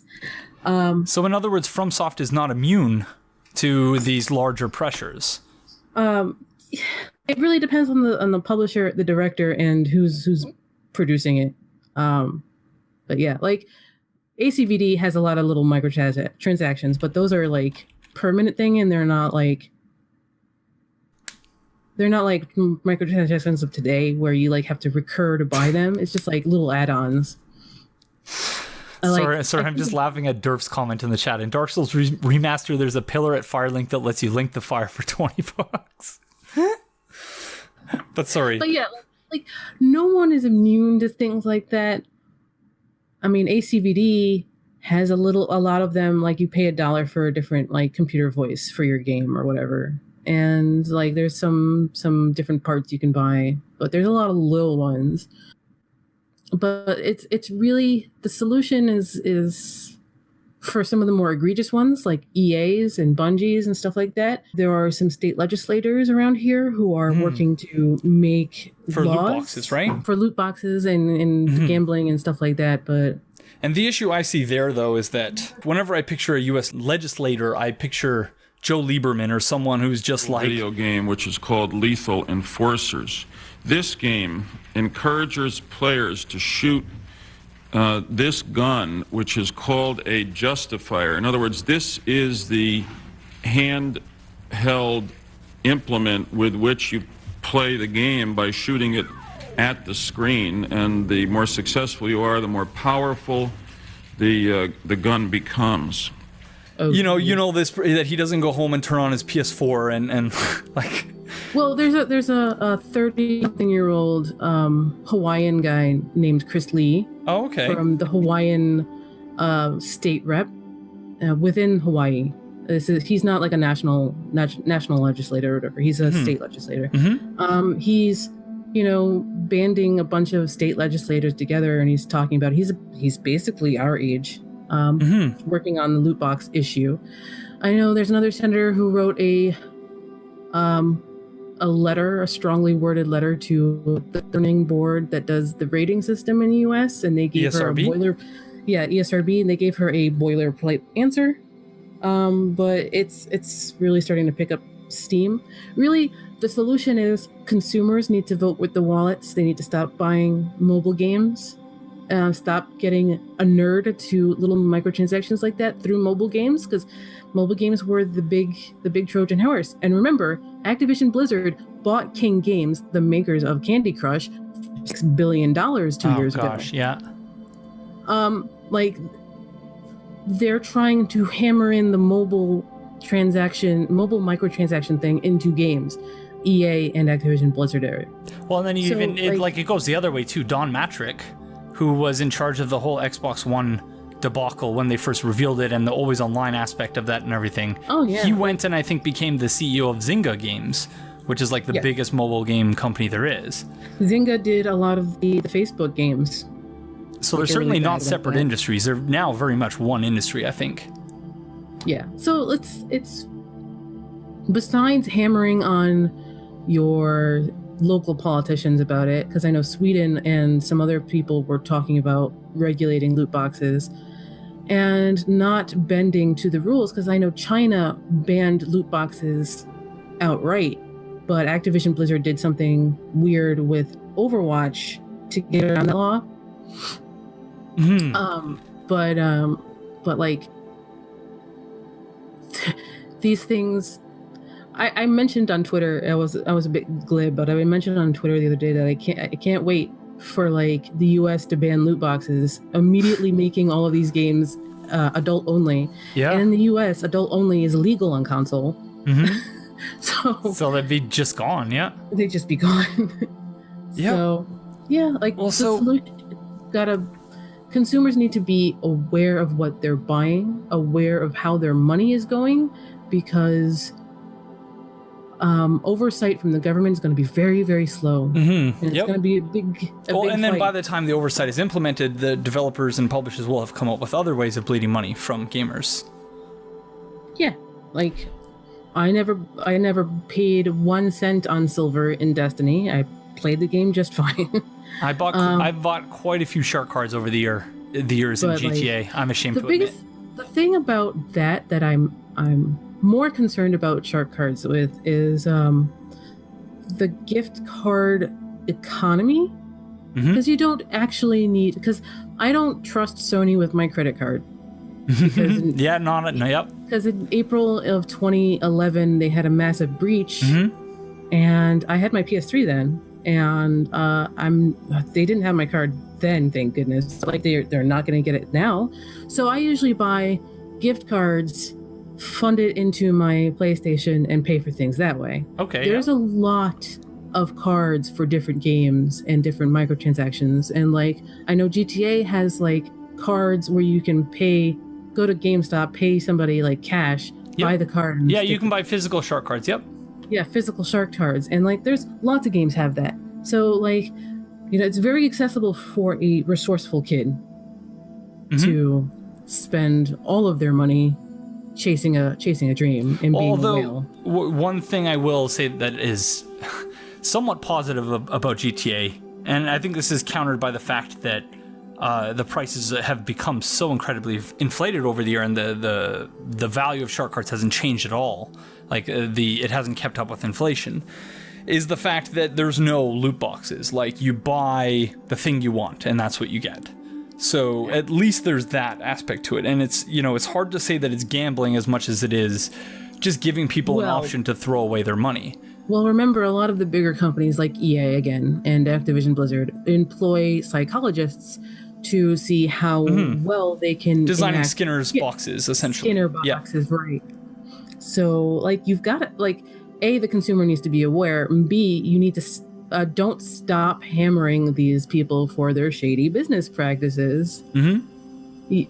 That's really the solution right now. So my thought process is that, in the same way, so going back to when mobile games first became a thing, and you would go on the App Store on the iPhone or whatever, and there would be all these games that would just say free.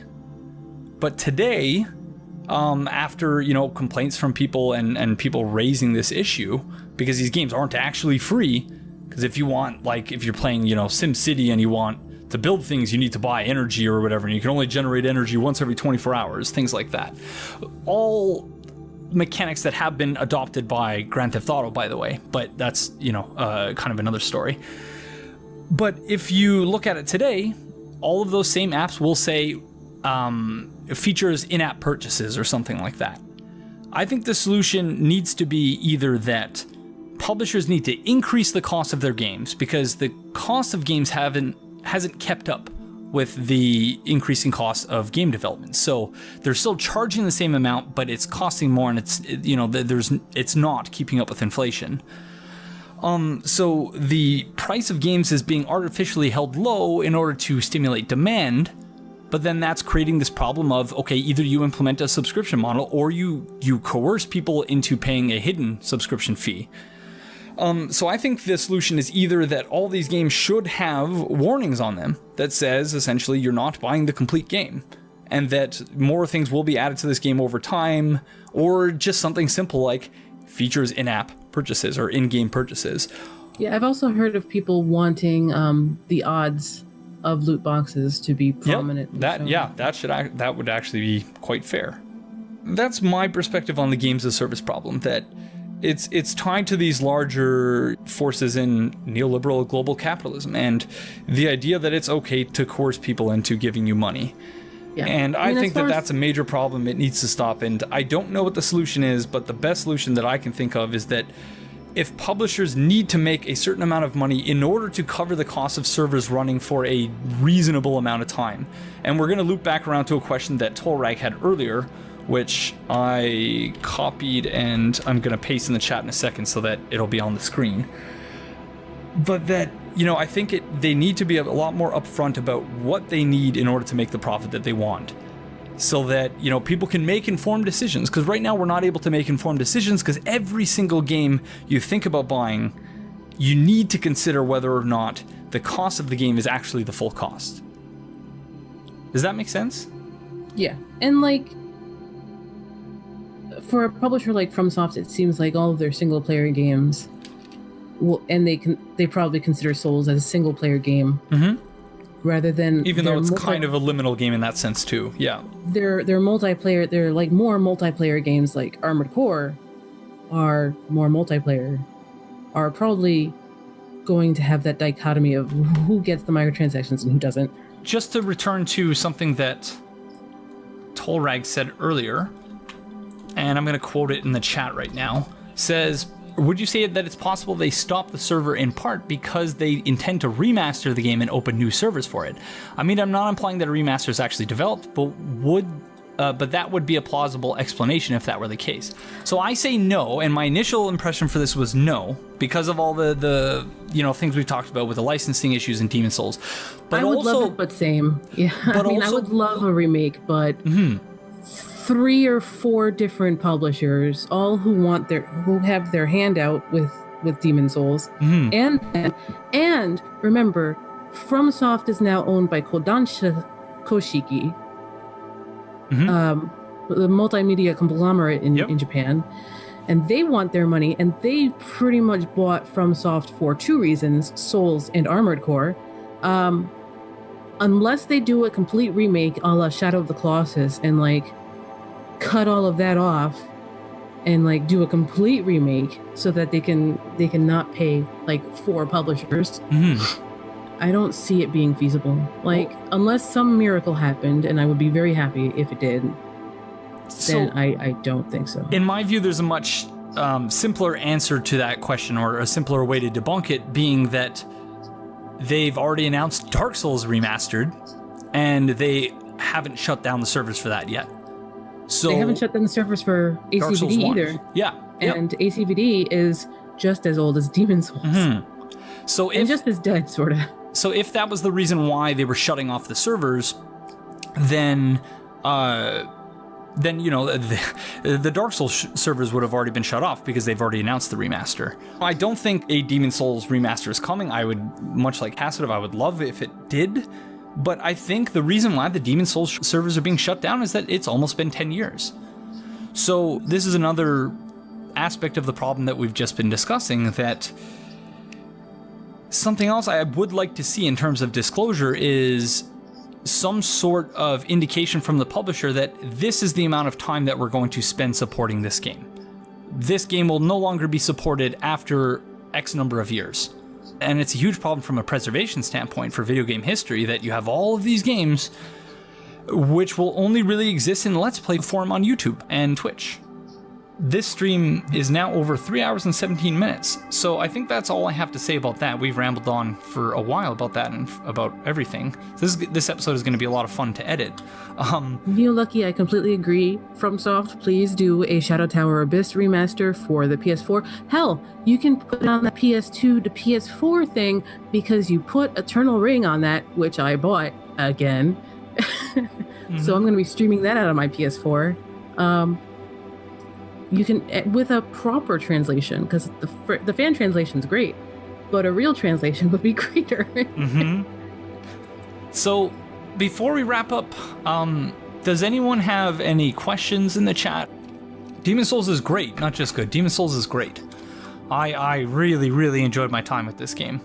It's a shame that I won't be able to, continue to experience it with the servers intact, but I am very pleased, as I'm saying this, looking behind me, seeing player ghosts and seeing messages on the floor. These are all things that obviously will be gone in a week's time. Are you going to play Shadow of the Colossus? Not likely, no. I have been, Junior, and it's on my YouTube channel. I've been cruising through hard mode recently, but I need to release the first video for that. And Casitive also streams on Twitch as well, so I would highly recommend following her if you enjoyed her presence on my stream at all today. Oh, do I have a favorite NPC? So I'll take these in order. Sorry. Is Izalith? I don't think so. I don't think any of the I don't think Bloodborne is connected to Dark Souls, just as I don't think Demon Souls is connected to Dark Souls or Bloodborne. Where does Demon Soul rank for you guys? That's a really hard question. For me, Dark Souls 1 will always be my favorite. And part of the reason for that is that Dark Souls 1 is the only game that I experienced at great lengths before I started making YouTube videos and streaming on Twitch occasionally. Because making content for a game really does change in a fundamental way how you experience it. And, I'm not saying that's good or bad, it's just it changes it. Yeah, I agree with that. I mean, some of the reaction to DS3 really smacks of that idea too. People being incapable of recognizing that they hate the game because, maybe they're obligated to create content for it. And, this holds true with my content as well. Anytime I post something or stream something that isn't Souls related, the numbers are much lower.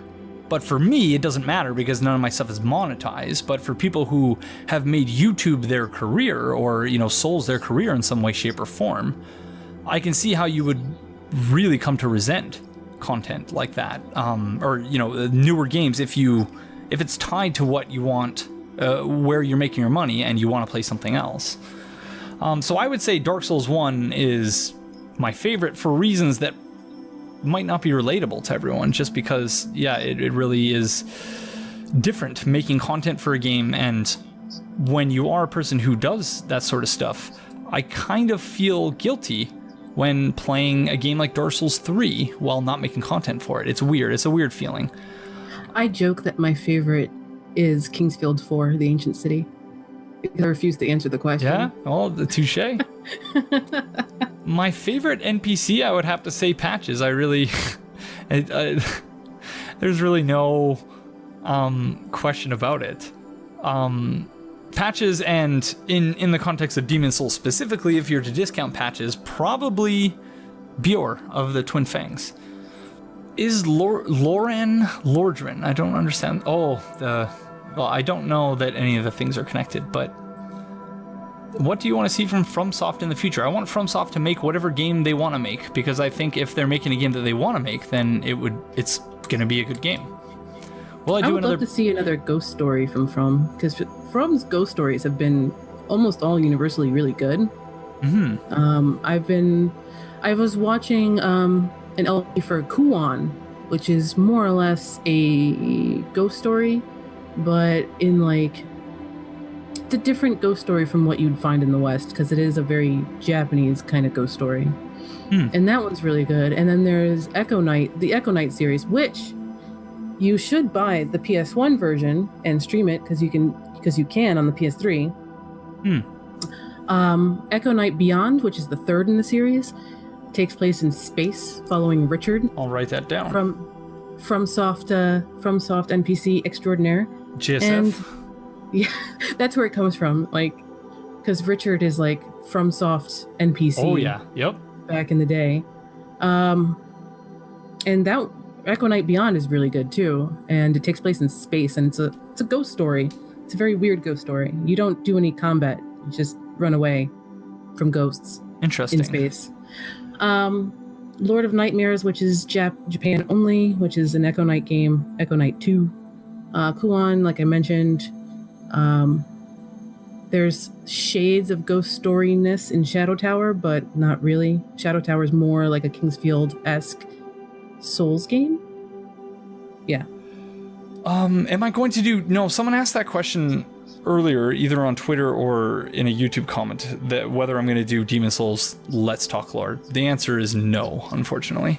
Dark Souls 3 Let's Talk lore is likely to be the last Let's Talk lore series I'll ever do, just because by the time that series is finished, which will be some time, but now that I'm finished this series, I'll be able to continue working on it, but by the time that's finished, I'll be finished with my PhD, and, you know, I don't know where my life is going to lead me at that point. So my answer right now is no, but I'll never say never. But Dark Souls 3 Let's Talk lore, I'm going to finish no matter what. But yeah, I think that's it for the stream. So I appreciate tremendously all of you for joining us, and my sincerest thanks to Casitive for joining me for this, because I think that this is going to be, you know, notwithstanding the fact that this is probably going to be a nightmare to edit, this is going to be a really, really great finale, I think. I hope everybody enjoyed themselves and didn't get too mad at anything I said. Oh, I doubt that very much. But yeah, thank you all very, very much for joining us, and we will see you in the next one. Bye!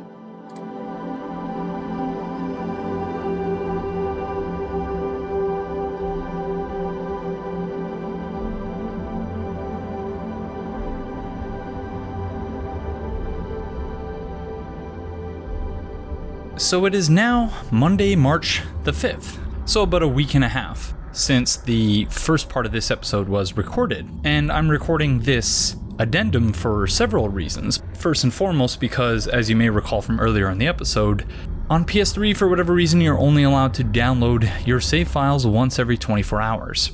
And presumably that's in place to prevent save scumming, but you can do that on the PS4, or at least you can do it with USB.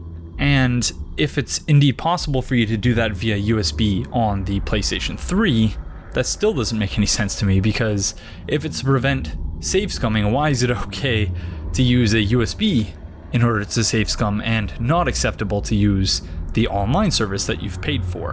But maybe that's another games as service issue. So the other reason for this addendum is that we have a number of comments that I wanted to talk about briefly, some in specific terms and others in very general terms. So for instance, there have been a number of comments which have implored me to check out both the Friends Ring as well as the Ring of Sincere Prayer in greater detail. So we're going to do that in just a minute. And I also wanted to comment on a few things that I noticed while editing the episode up until this point.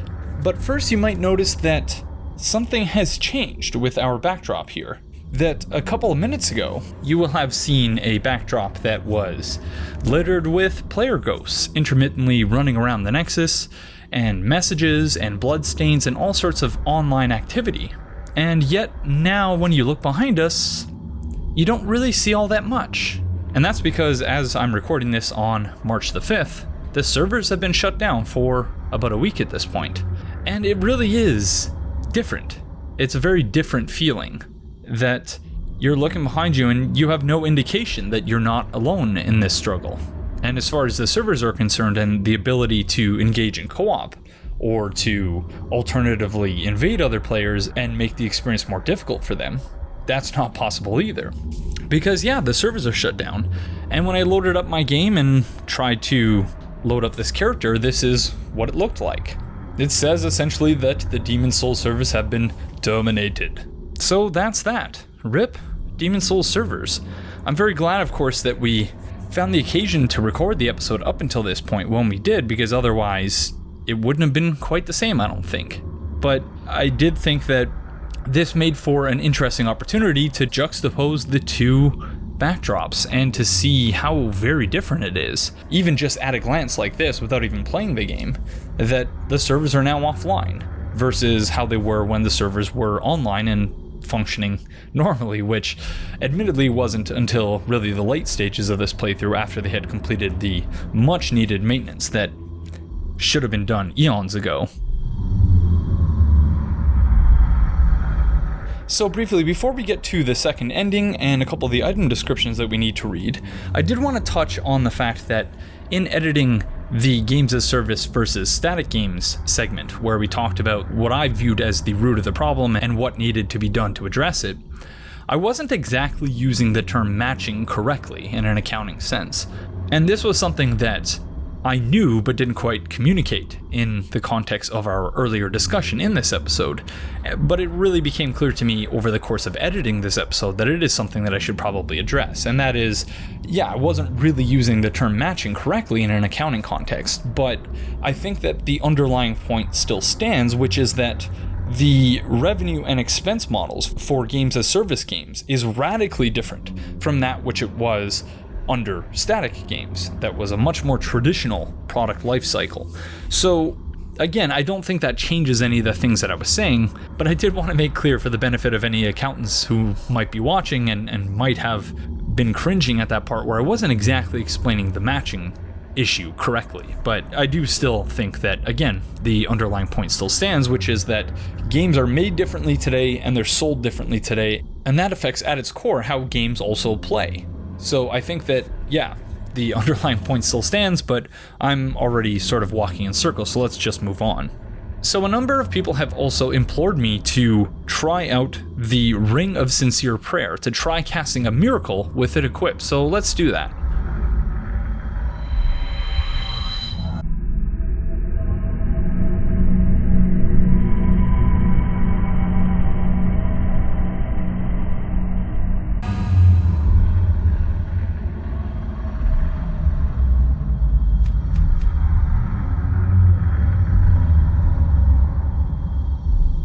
Okay then, so I don't know how I imagine this actually taking place in the game, but in my mind, what I pictured when everyone was telling me to cast a miracle while wearing the Ring of Sincere Prayer, I imagined in my mind that it was a sarcastic title for the item, that there was nothing sincere about the prayer in the Ring of Sincere Prayer. And so I imagine something like the player character rolling their eyes as they pray or something like that, but I don't know how exactly I expected that to be reflected in the game itself, because obviously, you know, the fidelity's not quite there to allow the player character to roll their eyes.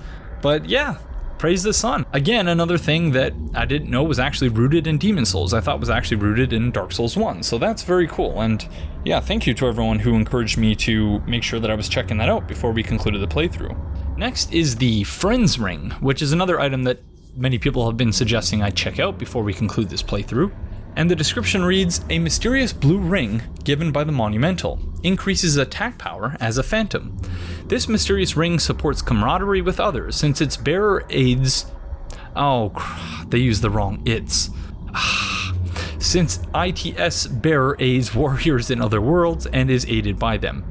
This was the wish of the last Monumental. The Foe's Ring makes a matching set with this ring.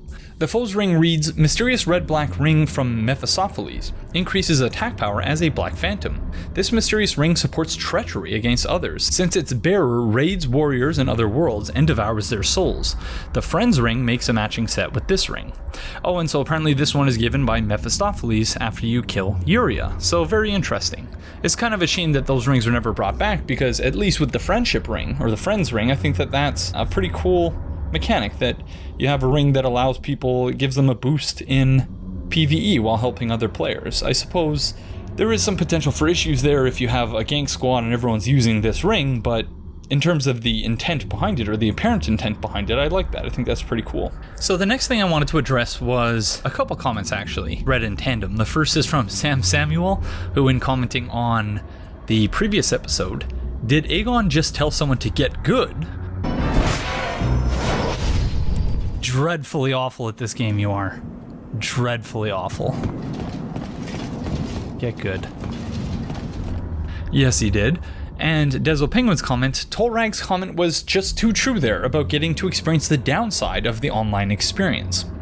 And so I want to be clear about something, and that is, even though I clearly sounded like I was very upset in that episode, or very angry at this person who invaded, I don't think that that's necessarily a bad thing.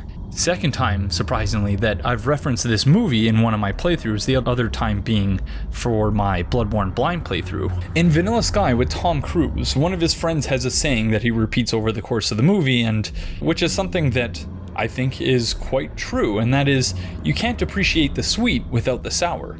So in that sense, the invasion that we had the episode prior, I believe episode 19, when it was an invader who was perfectly cordial and honorable and waited until we finished dealing with the Black Phantoms that we were fighting until they engaged with us in a duel. That was fantastic.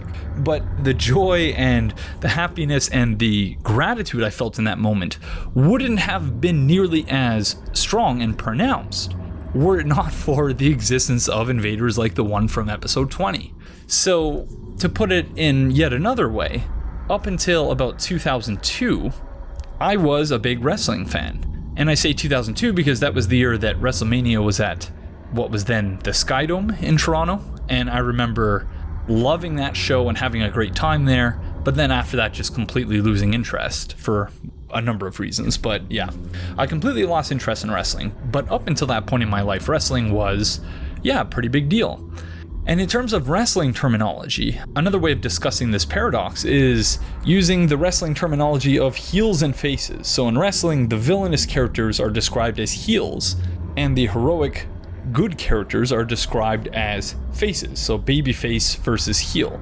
So in that sense, again, I do think that there's something to be said for having heels in either a playthrough like this or when playing a video game. You need a villain, or you need characters to dislike and to get angry at and to get upset at, because it raises the stakes and it raises the tension. So even though in many of my PvP experiences that make it into my playthroughs, I always seem like I'm upset and angry and just incredulous about what's happening. But to a certain degree, I love that. I absolutely love it.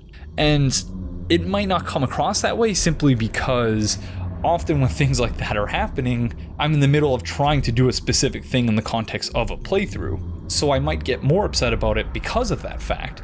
But in the overall, I just wanted to be clear that I think that the downside of the online experience is necessary because it makes the good side of the online experience that much sweeter. You can't have wrestling without heels and faces. You need them both because they play off of each other and they make what the other person is doing that much better, more impactful, and more meaningful. And one final way of putting it would be, if I was really that upset, and I know that neither Sam Samuel nor Dezel Penguin were really saying that I was upset, but I did just want to be clear about this, one way or the other, that if I were really that upset or angry or had that many negative feelings about a certain invader, that invasion would quite simply not make it into the episode. Because, you know, I have the power to edit things, and if that invasion really left me feeling that upset, I would have simply cut it from the episode. But I didn't do that. I added the music, and I added all of the flair and the editing and stuff that, you know, I really enjoy doing, in part because, you know, I thought that it made those two episodes, episode 19 and 20, with the good invader in 19 and the bad invader in episode 20, I thought that it really added to those episodes. I could be wrong about that, but yeah. That's my perspective on that. You're all obviously free to disagree. I'd be very interested in hearing what people think in the comment section below, but I did want to be clear that in spite of my constant complaining whenever we engage in PvP in one of these playthroughs, it is something that I enjoy tremendously, and that is true whether or not I perceive that invader as being honorable in the context of at least how I understand that. And that is again another story, but we've discussed that previously, so we're just going to move on for now. As for our discussion of Gran Turismo Sport, one thing that occurred to me was that in my questioning what the business model was for this game, I didn't mention one very obvious possibility, and that is that maybe Sony views Gran Turismo Sport as a loss leader of sorts. One of the big selling points of the PS4 is that it has a whole lot of exclusive games that Xbox One doesn't have.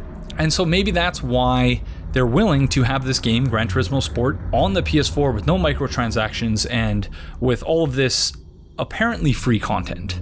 You could argue that it's content that should have been in the game to begin with, and I wouldn't disagree with you, but with all of this apparent free content, it didn't seem to make any sense to me. And two thoughts stemming from that. The first is that, again, maybe Sony views it as a loss leader, as their attempt, in a manner not dissimilar to that which took place with Bloodborne, where they were seemingly trying to lure all of the dedicated Souls players over to the PS4, because otherwise they would be missing the first next-gen Souls game.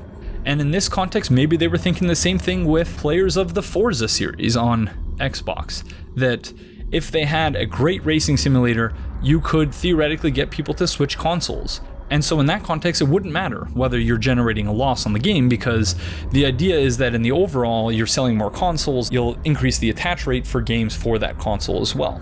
And the second possibility for why I was so confused by the whole thing is that maybe that's just a reflection of the sad state of gaming today. That here's this game which, as I noted, would theoretically make sense to have microtransactions in a game like that, and yet there are none. So maybe that's not so much a commentary on the strange business model of Gran Turismo as much as it is a commentary on the sad state of the gaming industry more generally. That a game like that, which doesn't have microtransactions, would leave me feeling so suspicious and just confused as to what their business model is. So with all that said, let's go and take care of the second ending. So in order to trigger the second ending, when we're at the stage where we've just killed King Allant, the true King Allant, the blob Allant, and we find ourselves in the same position that we were when we got the previous ending, and that is the Maiden in Black is about to lull the Old One back to slumber, and we have the opportunity to approach her or to go out the fog gate and watch as the Old One and the Maiden in Black are swept away back into the lulling fog. So lulling fog meaning a fog that causes one to fall asleep. But the other option is that if we attack the Maiden in Black and we step over her head and become the second in command, so to speak, for the Old One, we become the Old One's demon. But in that scenario, it would make more sense, to me at least, that we would be getting the Maiden in Black soul, and well, I guess I'm not really sure. So in this scenario, for one reason or another, we get the Beast Demon Soul instead of the Maiden's Demon Soul, because obviously we killed the Maiden, so it would make sense if we got the Maiden's Demon Soul, but under the other ending, it wouldn't make a lot of sense if we were to get the Old One's soul, because the Old One sort of flies away into the lulling fog. But this also problematizes my understanding of the Old One, because it very explicitly describes the Old One as a demon, the soul of the demon Old One.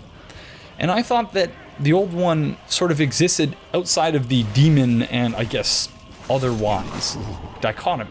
I thought the Old One existed outside of that it was beyond being a demon or not being a demon. But yeah, in any case, we become a demon ourselves. We go from being a demon slayer to becoming a demon in this ending.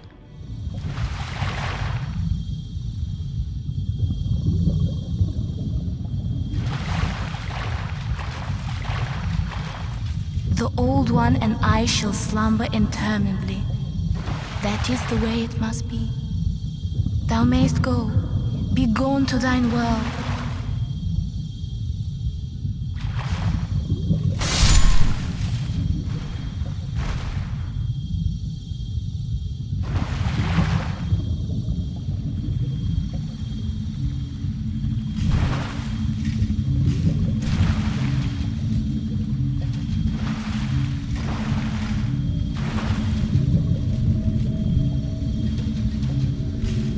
The Old One sensed a new and powerful demon by its side.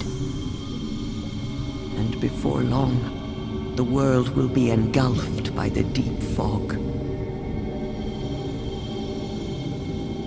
Bring more souls.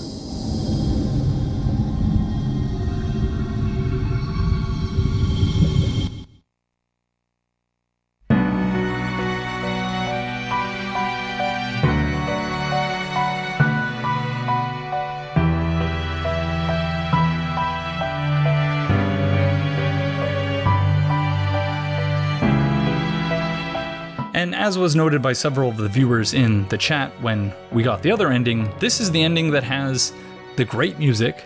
Not that the music in the other ending is bad, but the music in this ending is fantastic.